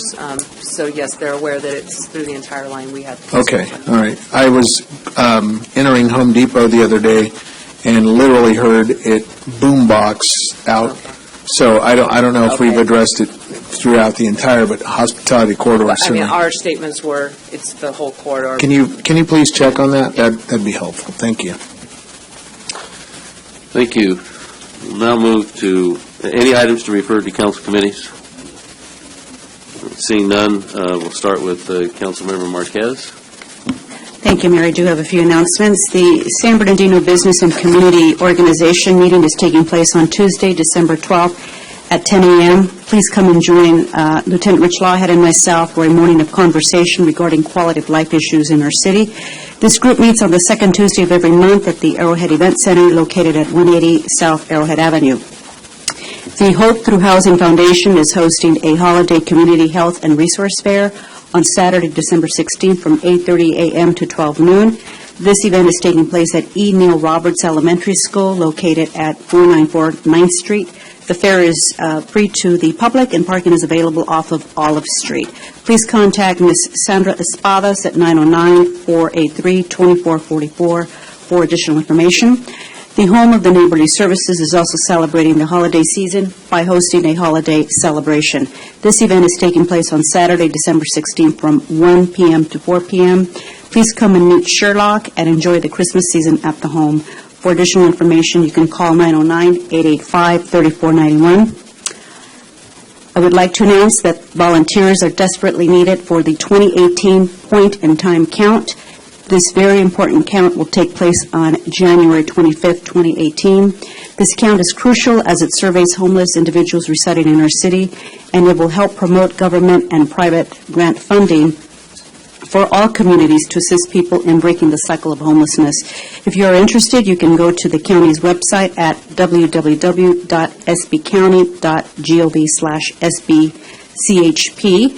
And at this time, I would like to thank our city manager, who is missing in action, and our PIO for the creation of community newsletter, which is, I think, probably overdue. This is a simple publication which lets the residents know what's going on in our city, and it's really good. I had the opportunity to read it today. Maybe our assistant city manager can help me answer some questions. How frequently will this document be published, and how can our residents have access to this? Absolutely. We're really proud of Monica. She created that, and she did a great job. Beautiful. Yes, she did. It's available on our website, the city manager's newsletter. She also put it on Facebook and every social media. But you can e-subscribe to it, and it will be coming out every month. Every month. Okay, so this is the very first issue. First edition. A lot of good information, and it's in color for people like me who are visual, and it's pretty packed with fun facts and information about what the status of the city is and where we're going. It absolutely is, and very low cost. It's great. Yes. It's great. Thanks. And finally, Mayor, I'd like to ask that we close our meeting for a moment of silence for Mr. Jack Hill. Thank you. Thank you. Councilman Barrios? Thank you, Mayor. On Friday, December 8th at 11 a.m. to 1 p.m., a Veterans Wellness Service Center is going to have a grand opening celebration at 2039 North D Street in San Bernardino. For more information on that event, come out and support Stacy Sanchez, who's putting this business together for our veterans.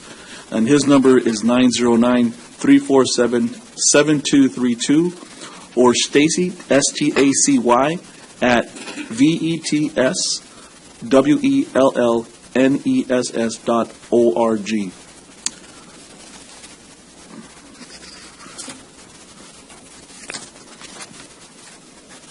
On December 14th, which is a Thursday at 4 p.m. to 6 p.m., there's going to be a holiday open house and toy drive for Assembly Member Eloise Gomez Reyes at 290 North D Street, Suite 903. For more information, contact Roxana Gracia at 909-381-3238.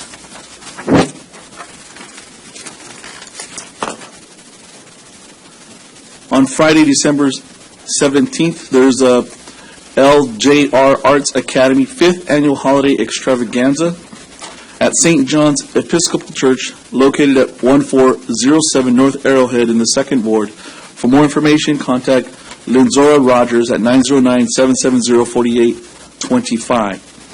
And also, as mentioned, on Saturday, December 16th, there is a holiday health and wellness fair at E. Neil Roberts Elementary. And we are, Hope Through Housing hopes to give out over 1,100 food baskets, and I just got an update that we're only currently just a little over 300 registered, so we need people to register. I will be posting that information on my Facebook page, so be looking out for that and help spread that to those families that do need some food over the holidays. I'm glad to announce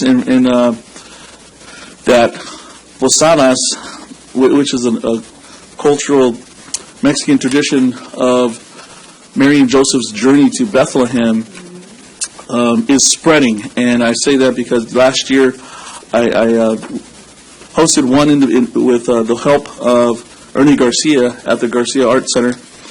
and it's grown to 4 locations this year.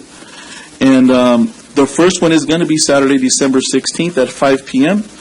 at St. John Episcopal Church, 1407 North Arrowhead Avenue, and this is hosted by Gary Ferrer and his angels from St. John Episcopal Church.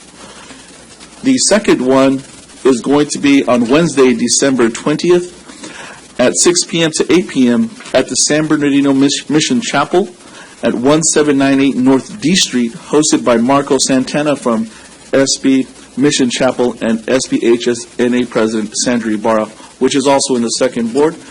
And on Thursday, December 21st, from 6:30 to 8:30, Posadas number 3 is going to be located at 536 West 11th Street, which is the Garcia Center for the Arts, and which will be hosted by myself and Dr. Garcia at that location.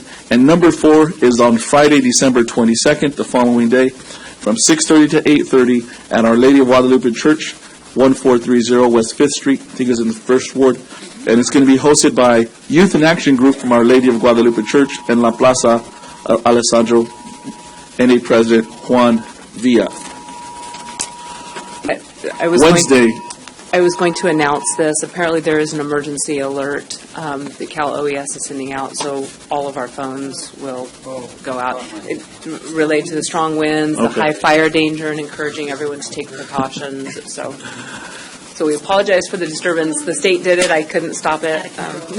See, I told you about the We're all good to go. Feds. You can't have any control over our lives. Wednesday, December 27th at 9 a.m., the San Bernardino Police Department's going to have their Southwest District Coffee with a Cop at Jack in the Box, located at 1141 West Highland Avenue. For more information, contact Eileen Harns at 909-384-5694. Last and not least, we had 2 local football teams here in San Bernardino that won their division CIF playoffs, and they're going to regional, and that's Cajon Football, who will be playing Rancho Verde this Saturday at 7:30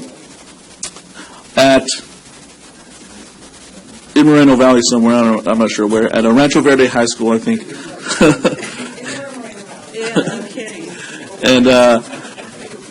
And Aquinas also won, and they'll be playing at Moore Park College, wherever that's at, and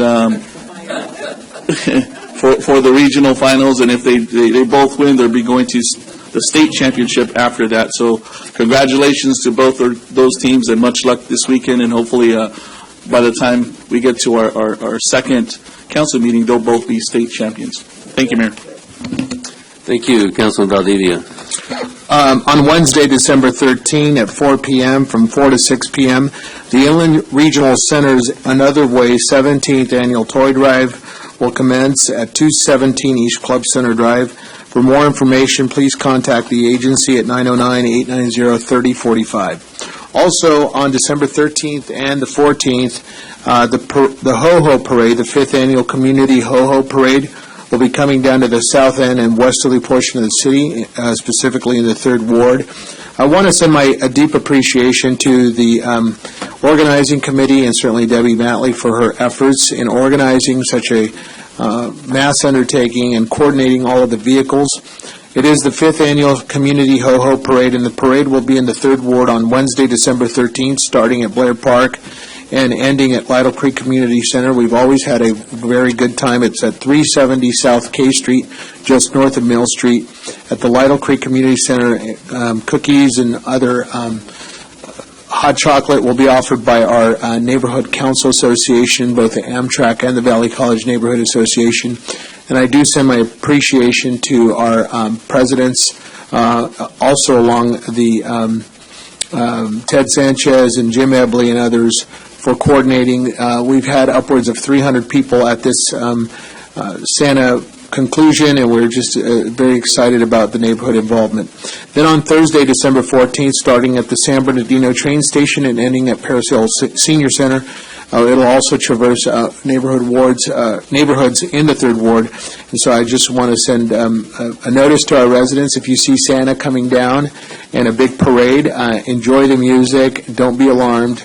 You'll hopefully, I think, see fire trucks and police escorting them, and we're just grateful for our fire and police departments and their involvement in this parade. Thank you, Mayor. Thank you, Councilman Shred. Thank you, Mayor. Along the Ho-Ho Parade, I want to let everyone know that Tuesday night, that's December 12th, the Wildwood Neighborhood Cluster Group, or Neighborhood Association, headed up by Tony Marzullo and all his team, the Ho-Ho Parade will start at 6 and end at Wildwood, but the Wildwood group starts their party at 4 o'clock in the park, and it's called the Third Annual Christmas in the Park from Wildwood Park, 40th and Waterman. The contact there is wildwoodparksb@gmail.com. At any rate, they've worked really hard to put together quite a little party to wait while the Ho-Ho Parade finally snakes around and ends up in the park at I don't know, whatever time. But they start at 4 o'clock and will go until 9 o'clock, and they'll have everything going on there, hot chocolate, cookies, lots of stuff for the kids, and it's a great event. And, of course, then the Ho-Ho Parade continues on. The Wildwood Park party doesn't continue the next 2 nights, but the Ho-Ho Parade has already been announced continues for the next 2 nights. And then on Wednesday, December 13th, as usual, the San Bernardino Police Department Northeast District Coffee with a Cop at Denny's Restaurant, 702 East Highland Avenue. Contact Eileen Hards, 909-384-5694. Again, that's a very active group. There's always a really good turnout there, and I encourage the people up in that general area to attend that group and any other Coffee with the Cops that go on through the month.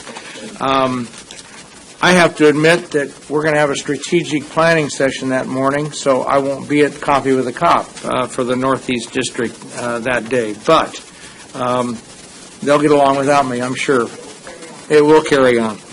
And then I would be remiss if I didn't recognize that tomorrow is Pearl Harbor Day. And it's particularly a special day for me and my family because my brother Tom's birthday is on Pearl Harbor Day. It will be his birthday tomorrow. He and I are 13 months apart and grew up pretty much like twins. He's, if my older brother will forgive me, Tom is my best friend. So want to wish Tom a happy birthday tomorrow and wish everybody a recognition and to remember Pearl Harbor Day. Thank you, Mayor. Thank you, Councilman Nickel. As was stated, we have a number of Ho-Ho Parade events, and certainly the 5th Ward will have its fair share on Tuesday, December 12th. Check-in starts at 5:30 p.m., and the parade officially starts at 6 p.m. from the Little League headquarters, and we will have a reception there for the public. Come down and see all the decorated vehicles, and we usually have some refreshments and goodies. The following night, Wednesday, December 13, the parade will start at Blair Park.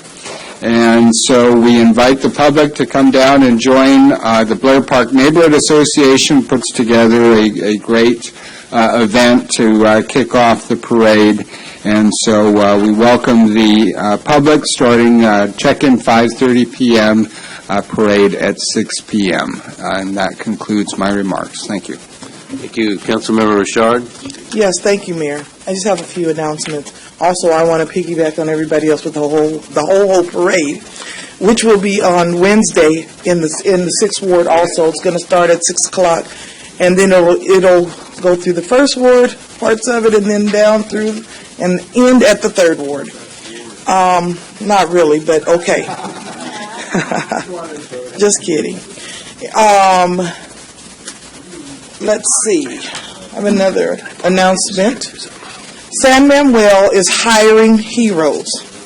They're hiring for information technology jobs, information security, surveillance, public safety, and management positions are all available, and you can apply at www.sanmanuelcareers.com.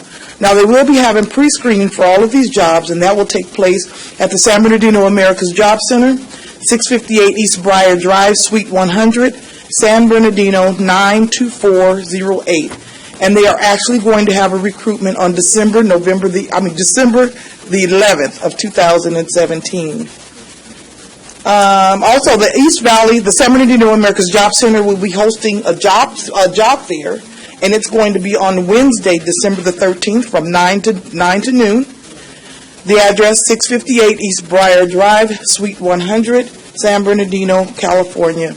And I also want to mention that on Thursday, December the 7th, tomorrow, there will be a memorial service held for Jack Hill at New Hope Missionary Baptist Church, beginning at 10 o'clock a.m., and New Hope Missionary Baptist Church is located at 1575 West 17th Street in San Bernardino. Thank you, Mayor. Thank you, Councilmember. Councilman Mulvihill. Thank you, Mayor. One announcement to Community Builders Neighborhood Association will have its regular monthly meeting on the second Wednesday, December 13th, at the Congregational Church at 3041 North Sierra Way. For further information, please contact Myra Elder at 909-886-1566. And just want to piggyback on what my close associate in 4th Ward with regard to the Coffee with a Cop at Denny's Restaurant. Unfortunately, we will be missing because we have commitments to a strategic plan meeting for the entire morning that day. And finally, I want to send my condolences out to the Hill family. Jack Hill was a really very close friend of mine. I met him when I first came to San Bernardino in 1981 with my involvement with the neighborhood housing services. Jack began the neighborhood housing services in the Inland Empire, which has grown to quite a large organization, and we'll miss him a great deal. Thank you. Thank you. City Attorney? Just briefly, Mayor, I too would like to express my condolences to the Jack Hill family. He is a great man. I have so much admiration for him. I can't come up with words to express how I feel about him.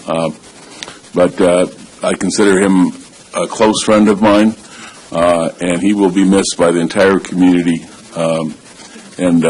There again, my condolences to the Hill family, and I will be in attendance at the ceremony tomorrow. Thank you very much. Thank you. City Manager?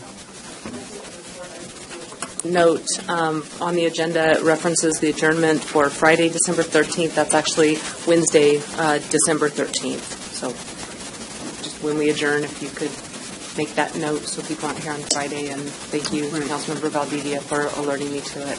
Thank you. We would like to adjourn this meeting in memory of Mr. Jack Hill. Mr. Hill was a longtime resident of San Bernardino. He attended public schools in the city and was drafted into the United States Army while in high school. He served his country in World War II, the Korean War, and during the Berlin crisis. He leaves behind 2 sons, a daughter, 8 grandchildren, 7 great-grandchildren, and 2 great-great-grandchildren. His legacy will continue through their accomplishments and feats. I ask that you keep his family in your thoughts and prayers. Thank you. This meeting is adjourned until Wednesday, December 13, 2017.